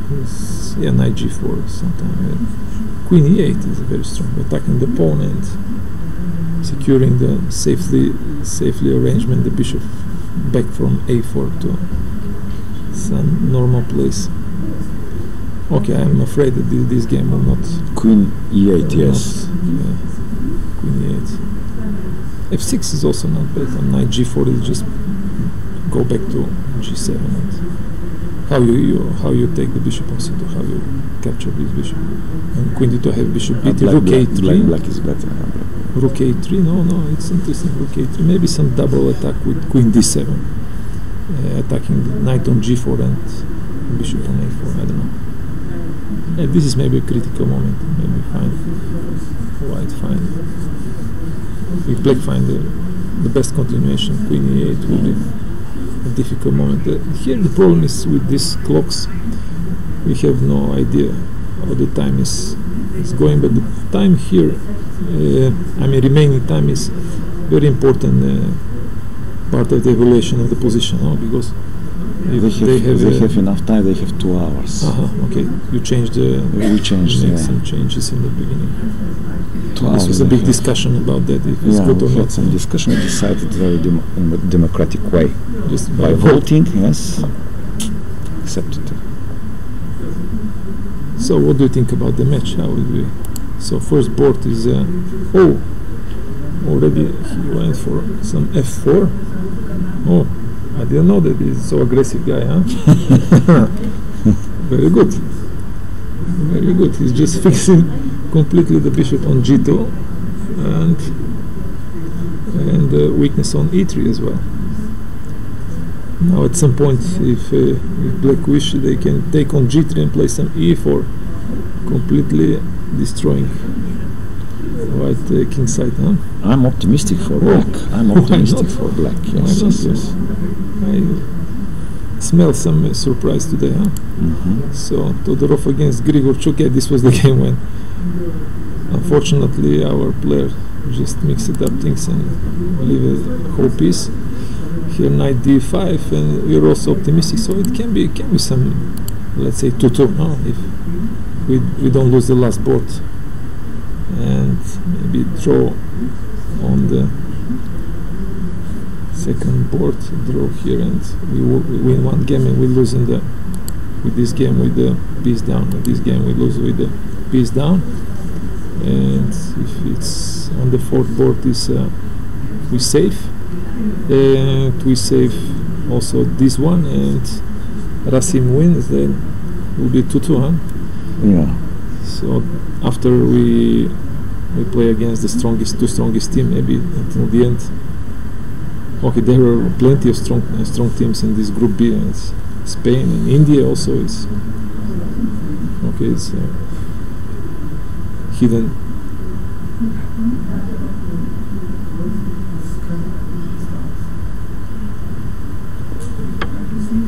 So what else? It's for a pity here we missed good position. Good position, yeah.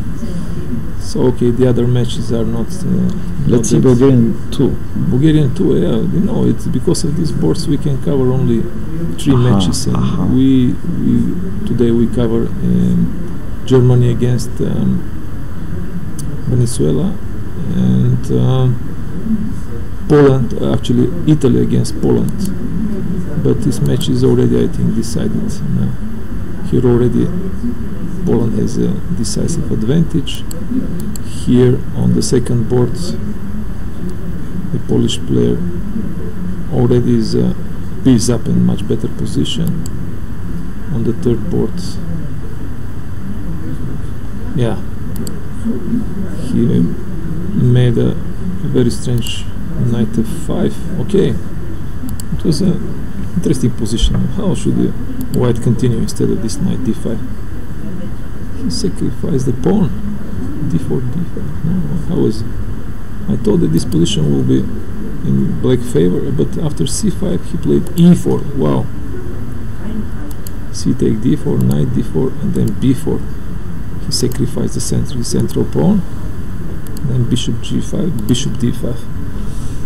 So here it seems like if white just take on f6, they will have a good chances, because in bishop f6 they will take on d5, and black should capture with the pawn, otherwise knight b6 is coming.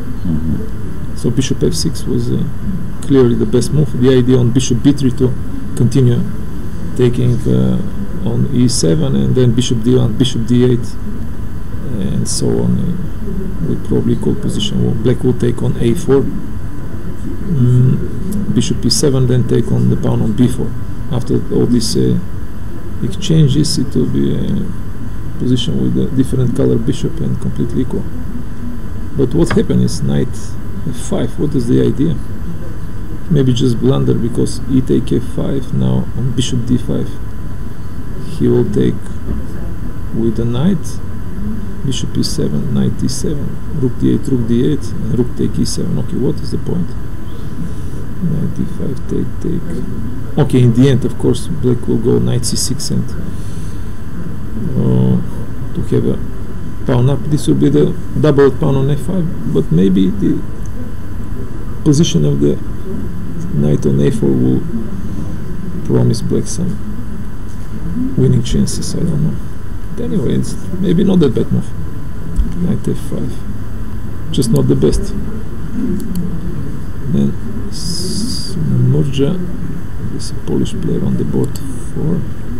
Murja is actually when the black team. It's almost position like in the Racing game. It's just f4, and black went for a kingside attack, king h8, and now, yeah, I think after knight c4 here, black will collapse. Black position will collapse because it's threatening the pawn on e5, threatening knight d6. That's maybe too much. Black is completely unprepared for this kingside attack. Italian players. Knight f7. Maybe not so. Should answer knight Not so well f7. prepared. Knight c4, knight f7. Yeah, knight But then f7. g take f4 and opening the diagonal. We take f4, bishop take g7, then check the knight d6. I don't Better think development that white also. will survive, black will survive for long. Okay, so this is the most important. Thank you, and Yeah. I hope you enjoy our small studio tomorrow as well. Yeah, it's very nice. Enjoy. Very nice. Wish you success. Thank you, thank you.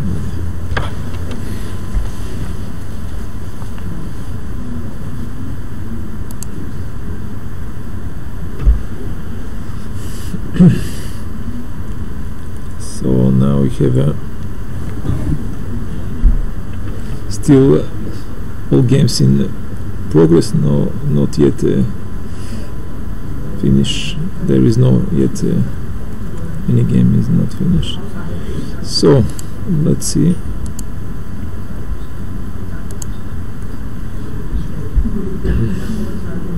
What is happening here? I think this game is the, in my opinion, is the most interesting. So what have here? Well, we have here Oleg Tuka from Ukraine against Rasim Nizam. White went for queen c3, attacking the pawn on e5. Black has easy way to continue with rook e8, defending the pawn.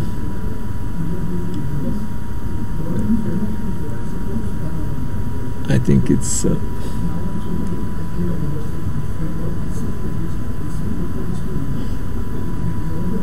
don't see the idea behind the queen c3. Okay, attacking the pawn is good, but what is the continuation after rook e8?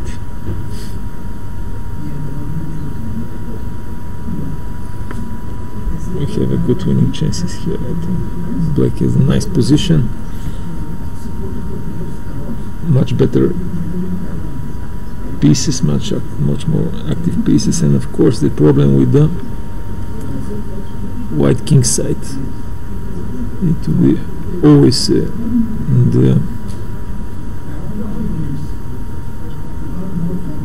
long-term problems after, if for example black takes on g3, play e4, or knight h5 maybe at some point. It's also coming. White will have issues with the defending of the pawn.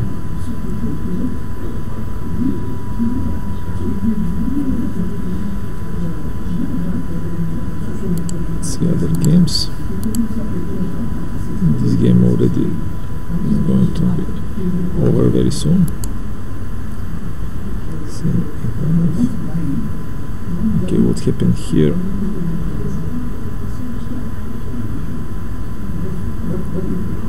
Yeah, white took on c4, and after knight f4, it wasn't actually the best move. Maybe knight db4 is slightly better, but it's a natural wish from black side to exchange a pair of knights here to easier a little bit his defense. G take a4, bishop c4, e3, and now bishop d5. It's completely equal position. Black will later go for some knight b4 maybe, or I don't think that arranging c5 probably is a good idea. Maybe first improving his king f6, maybe the plan can be f6, then bringing the king a little bit closer to f7, then okay, white played rook c1, trying to stop the c5 break, and the position is very boring. Those endgames are, white is always have a drawing in pocket. It's not easy. It's not easy to win. So queen d2, what's happening here? Okay, after queen e8, yeah, black, unfortunately black found the best move, queen e8, and now there is no defense. Black is just a pawn up. Here goes bishop a4. If a5, he can play f6 and knight g4, bishop g7. Then on queen d2 he just go back to a4, then place the bishop to, for example, to c6, having the bishop pair, and much better pivot. Still is better than what he played. Queen d2, placing his queen on the same diagonal as the bishop. It means that now if black wants, they can just take the knight. Queen e5 on queen c2, they will have a queen e3 check, and then after rook e8 a lot of I mean winning advantage. And last board, this was the last board. Here is the draw, and this first board. So we have some chances. Okay, if you lose on the second and the last board, so on the third board, so according to the the rules of the team competitions, Lumir Ivanov should try to play for a win, because a draw will mean nothing. I mean, in case Rasim is some winning chances. So here there will be a fight still in this match. It's not yet decided. So Dukachevsky, Poland Italian, it's over, and let's see what is happening in the other match. Where is the other match? Müller. This is the Germany against Venezuela. The stamina or the aggressivity. So Germany against Venezuela. Let's see this thing. Like black is hoping that white push the pawns forward, so they have some object to attack. But knight c3, knight b6, e3, and then e5.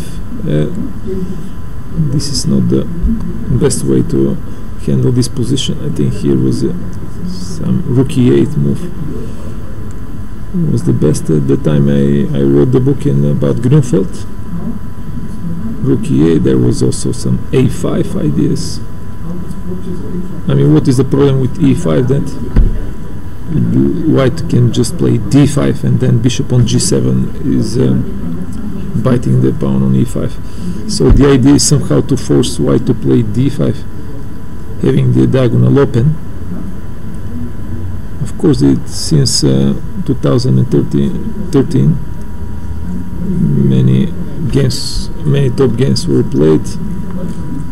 Here the theory of this variation goes as deep as move 25. I think the best is like rook e8 and rook e1. Then after a5, white goes some kind of strange move, knight h4, preparing to push f4 and then come back to f3. The idea is to stop completely the e5 move, e5 break. So here e5, d5, knight goes to e7. There is another option also to play knight a5. On e4, it's also playable move, but the end game after d takes c6, e take f3, then taking bishop f3 and b takes c6, then bishop takes c6. White will have a pawn up, and black compensation is not such so easy to claim. So d5, knight e7, e4, bishop g4. Well, black seems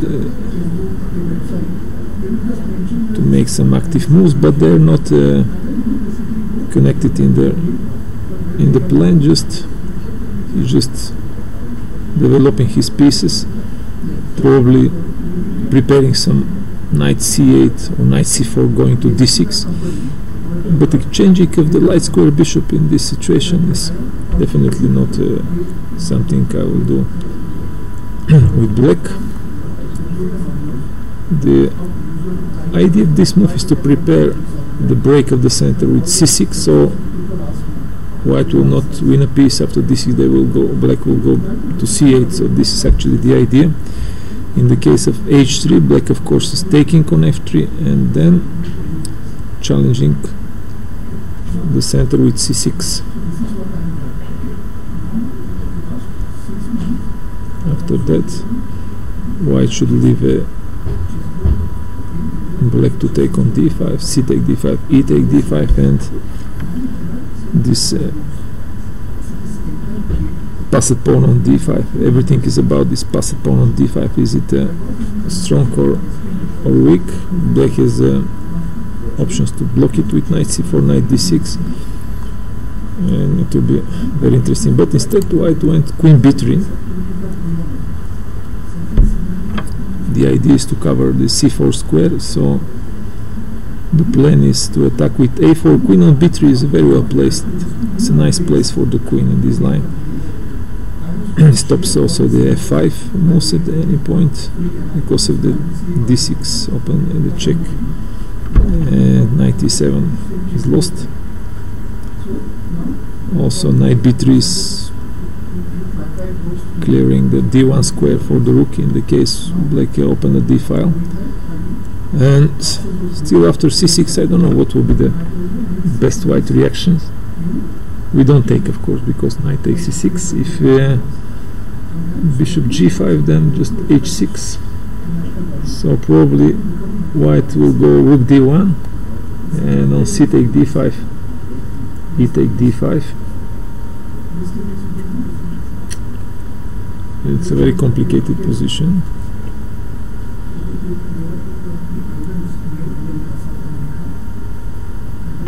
Probably.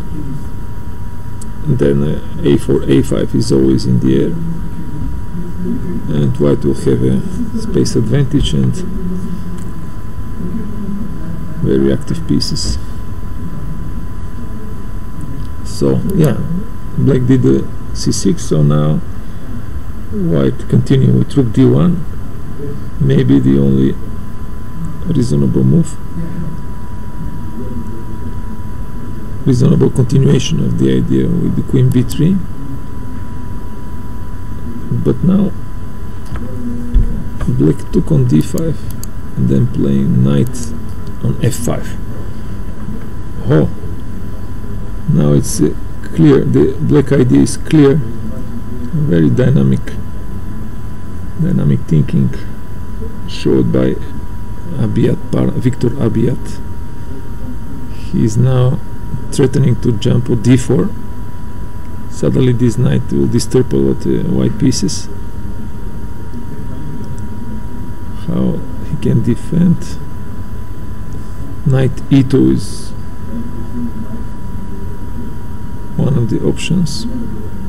Of course bishop e3 is also doing the job, but it will be just a bad move. Knight takes e3, then this dark square bishop, white will miss his dark square bishop.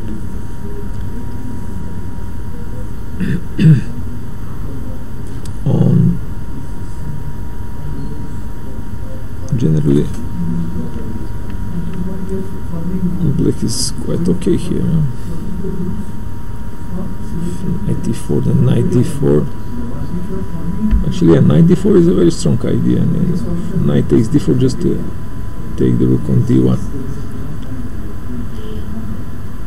h3 is not okay. Also, the threat is just first take to on f3 and then knight d4, and bishop f3 is lost. Will be lost. So some problems for the German player on board 1. Then I think this is the second board.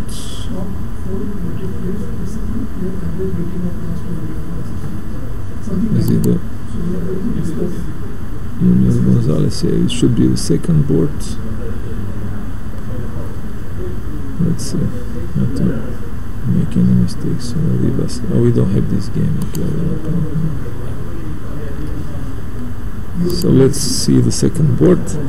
This was this English opening, which we leave it d4, knight c6, queen d2, e4.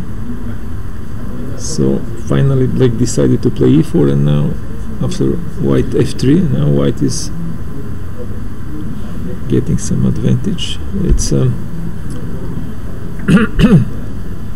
he will have something like weak pawn on e3 and weak square on e4, but black doesn't have enough resources to jump to control here. Instead white will go knight f4, then at some point they will push b4, b5 maybe. It's a typical position for some lines of English defense where black managed to play. I mean, in the answer to d4 they play e4, and then white exchanges the central pawn with f3. So b3, white goes b3, rook e8, knight f4, of course. Knight, it's a very the excellent post on f4. Knight e7, bishop b2, knight g8. Yeah, the problem is that black lacks harmony in his setup. Knight from e7 didn't have a good places. Now black is probably planning to go knight h6 and then f7 and then g5. This way trying to get closer to the weak point on e4, but of course this is quite a long way for the knight. Until then white can push easily e4.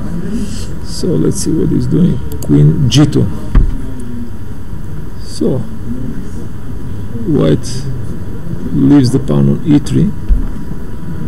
He wants to change the pawn e3 for pawn on b7. I don't think so. This must be something else. So what will happen on rook e3?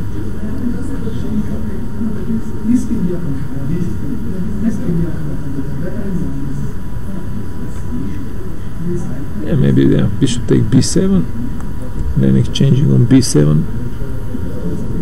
White will exchange his bishops, but he will exchange as well the weak e3 pawn for the b7 pawn. Then black will definitely have some weaknesses on the light squares, e6 and c6, and in addition they will have some weaknesses on the queen side. Then black plays knight g4. Knight g4, what is now the threat? Black is threatening to take e3, and also unpleasant problems with the d4 pawn. Here is a black, it's a German player who is attacking with black, Frank Sherman.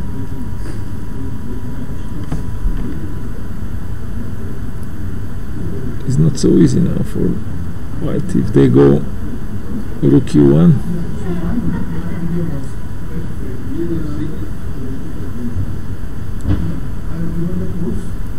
knight takes e3. I don't see something. Rook e1, knight e3. What we do? Queen d2. Okay, queen d2. Black goes to g4. Then okay, I take on e8, play the other rook to e1. What was the reason that I sacrificed the pawn? I don't know. So okay, naturally white took the knight.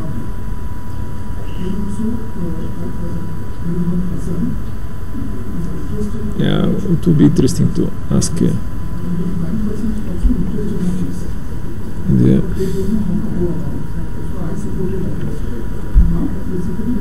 see what is happening in the case of rook e1, rook f to e1, and knight takes e3. If we go just queen e2, pinning the knight, there will be bishop takes d4, and then yeah, many tricks. Suddenly there are tricks with the knight goes to d5, for example. Yeah, it's not so easy to calculate, so the white players took on g4, white player took on g4, they take g4, and now rook e1, more solid approach. c6 now, but this was not that good. Here was a proper time to play knight h6 and to get back with the knight close to the center, c6, and then d5. Yeah, white fixes the weakness on e6 and threatening at some point to go knight e4, starting an attack on the dark squares, and also the now d6 pawn will be a serious weakness. I don't see at all the way how black can cover the long diagonal. Played c5, but after knight e4, black is in a very big danger. So suddenly the things turn it in a white favor. So look at white outplayed his, I think, higher rated opponent so easily in only 19 moves. Maybe this strange strategy was a preparation, some kind of preparation.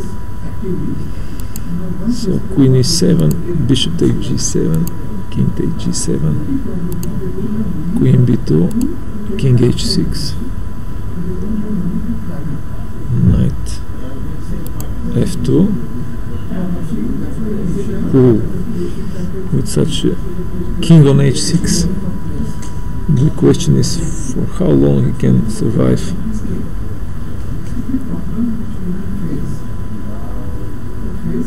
I mean, white is just preparing some e4, e5, and I don't see how black can stop this. And then everything will open up, and the king h6 is just okay, the last chance, black chance, the last. If white exchanges the queen, then maybe it will be not that difficult. The defense will easier the defense, but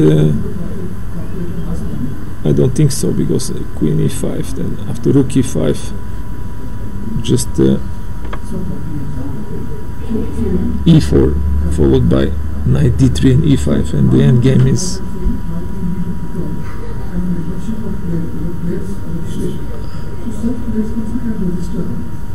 quite bad, huh? Probably lost as well. So here doesn't matter what white is doing, is a huge advantage. So on first to board, definitely the situation is not good for the German players. Let's see the other two boards. This was the Scandinavian, where the German René Adiaman, the third board, had the opening advantage. After the move rook e1, black didn't pay attention, just went bishop b7. After bishop g5, he covered it as the natural way, I mean, it's obviously the only move. Bishop f6. Okay, white didn't take f6. Maybe even better was to play bishop h6 and after rook e8 maybe attacking with knight e5, attacking f7. Okay, just queen e2 is okay too. The idea is to invade on e7 after exchanging the bishop, then queen e7. So let's see what he's doing. e6. Okay, black saved the pawn. e7 and closing the diagonal, and it's very natural, but this is the additional weakening of the dark squares, and because of this dark square bishop is going to be exchanged, so it's going to be quite a problem for black. So bishop h6, rook e8 and knight e5. Whoa. It's a hard time now for black. They cannot finish the development properly. On knight d7 there is a knight take f7 trick. Actually this is the threat in this moment, so black should find the way either to defend the f7 pawn or to cover the diagonal of the bishop. So I think the only moves with such goal are queen e7 or bishop d5.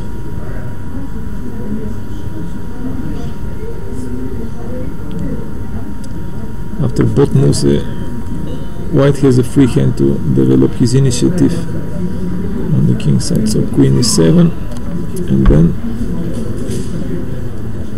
what can white do here? He played rook d1, probably preparing some d5 break on the next move. Here white has a variety of the possible options. There is a rook b1, probably interesting move, or maybe knight g4. Also knight g4, I don't see what actually black is gonna do after knight g4, because on bishop h8 white can now play d5. So knight g4 will be a very unpleasant situation. Rook d1, and now knight c6, finally completing development. If this move is good, then it's all okay. Let's see, knight g4, and now white attack the bishop.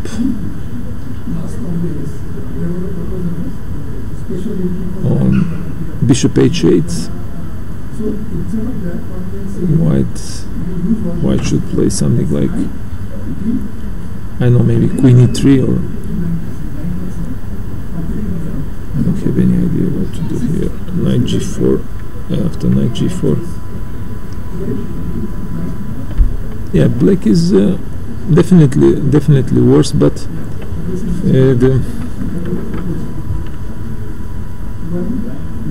what is the proper way for white to punish?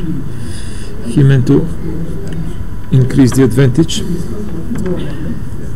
I would like to increase the pressure on the king side with some queen e3, bishop g5, and then h4, h5 at some point.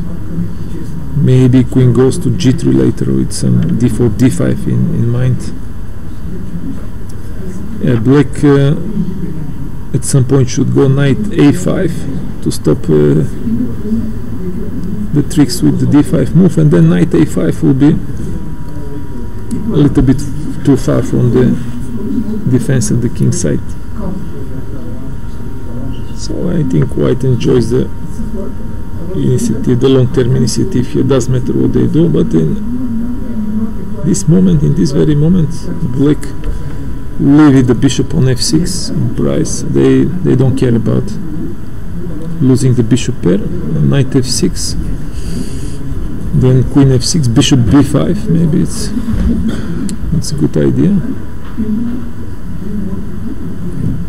And then after rook goes to d8, Okay, it should be much better for white with the bishop pair and the weakness on the dark square. So here Germany, the captain of the German team, should be a little bit more optimistic in this game. So let's see the last board. Rivas Cabrera against Mirko Estate. I have no idea how to pronounce his name. Edgar Rivas Cabrera. It's more like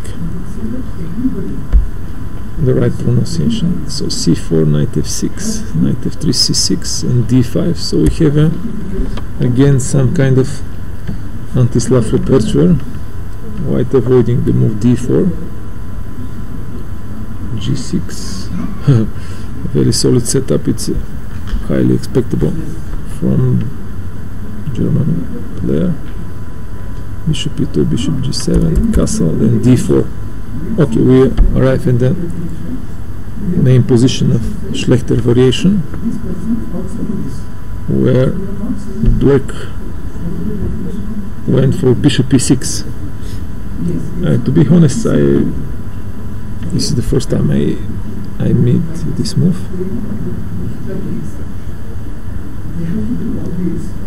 Normally, black either take on c4 or play bishop g4, or even there was a time when a6 was considered as the main move. The Chinese players are developing his pieces on the setup b6, bishop b7, knight bd7. We saw something similar in the game of Lubomir Ivanov from the first round, where his opponent from Poland, Dukachevsky, played at some point b4, and he has a certain advantage in the opening. So bishop e6, the idea is very simple. He just wants to take on c4 directly. But what we do if white goes knight g5, maybe bishop goes to f5, and then okay, white do something like b3 or b4, and on h6 they come back to f3. So I see now I can see the point of black idea. Here also okay, probably c take d5 will be not that good, because after cd black has a nice square for the knight on c6. Queen b3 is an interesting option, which black invariably meet with queen b6,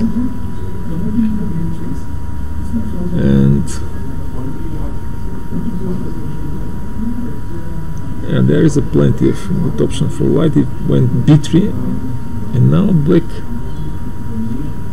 played c5, opening up immediately the position, trying to activate his long-range bishop on g7. Okay, the idea is in the case of d takes c5 to play knight e4, but this move is not that good. White will take on e4, and on bishop a1 they will go knight e to g5 with a huge compensation for the sacrificed exchange. If black leaves his bishop on e6 to be taken, then his kingside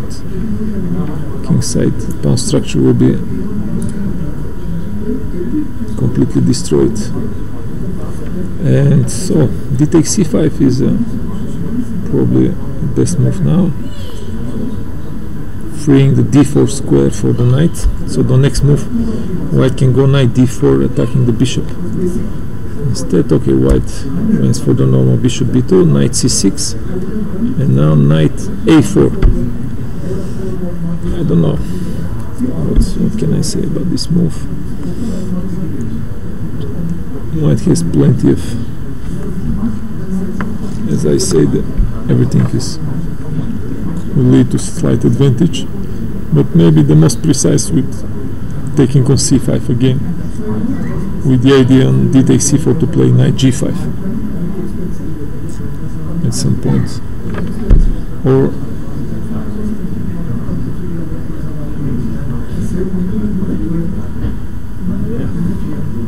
looking at the position, I have the feeling that black should be quite okay here. Why not? What is the problem? Definitely after knight a4, he's now taking on d4, and after the exchange of the pieces on d4, black will just take on c4. What is the point? So instead, white took intermediate to d5, bishop d5, and only now knight d4.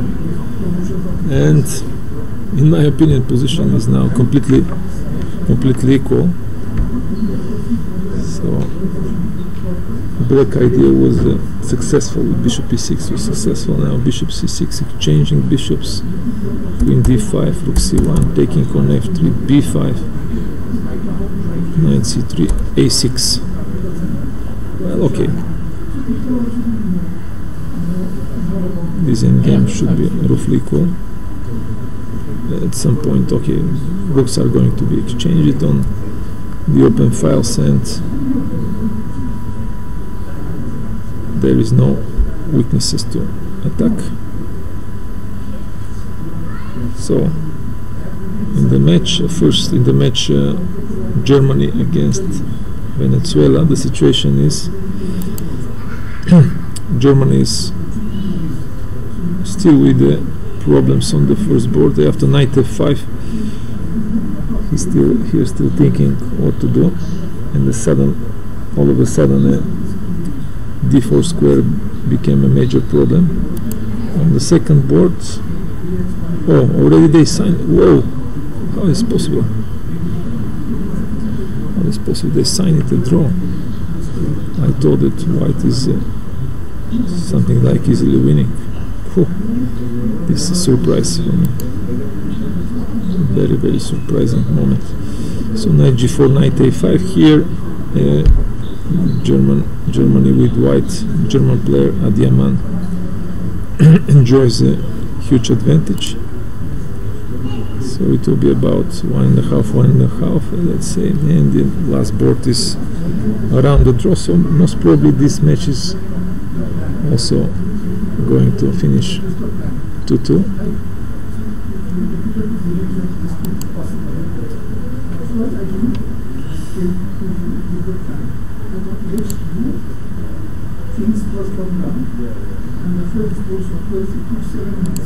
So we are at the game of Oleg Tuka, Ukraine, the first board against Rasim Nizam, Bulgaria. On Queen c3,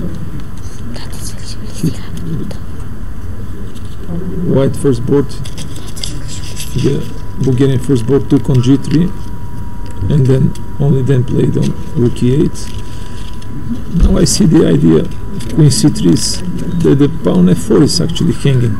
It was impossible to take before because of Queen e3, so now after Queen c3, white is not only attacking the pawn e5 but also attacking the pawn on f4, so there will be not anymore this check on e3. Right. Queen will cover the square e3. So more or less the f take g3 was forced. Now rook e8, defending the pawn and preparing some e4 break in the future, controlling the e5 square, maybe some knight h5.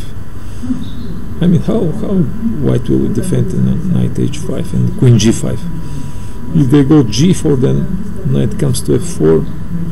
After the forced taking on f4, they will take e take f4, and the bishop on g2 is burning alive.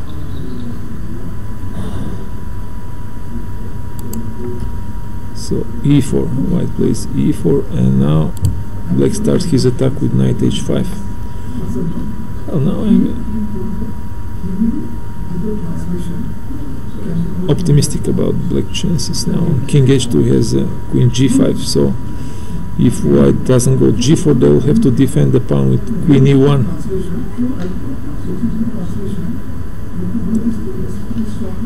And Okay, still black is in command, but I don't see the direct ways.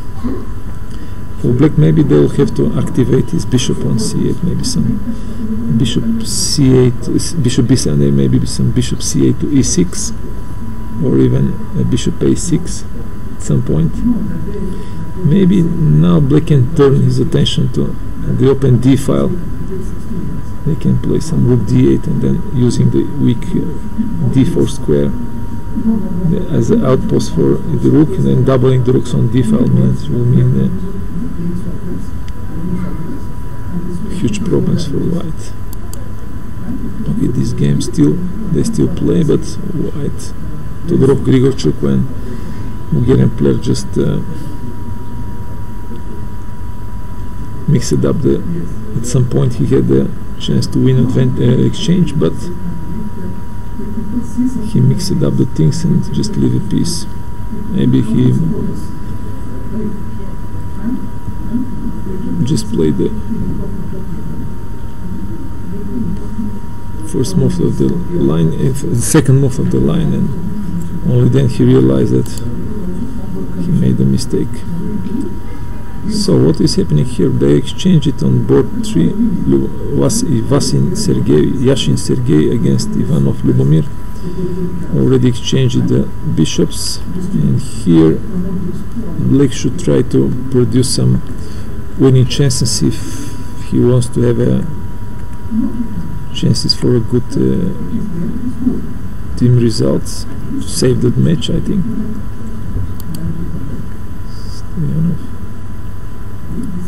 Oh, this game is still playing, but the situation is hopeless. White is 2 pawns down, and black has a decisive attack on the long diagonal. So we're lost on the second and the last board, and some chances to win on the first board, and on the third board is a draw, but still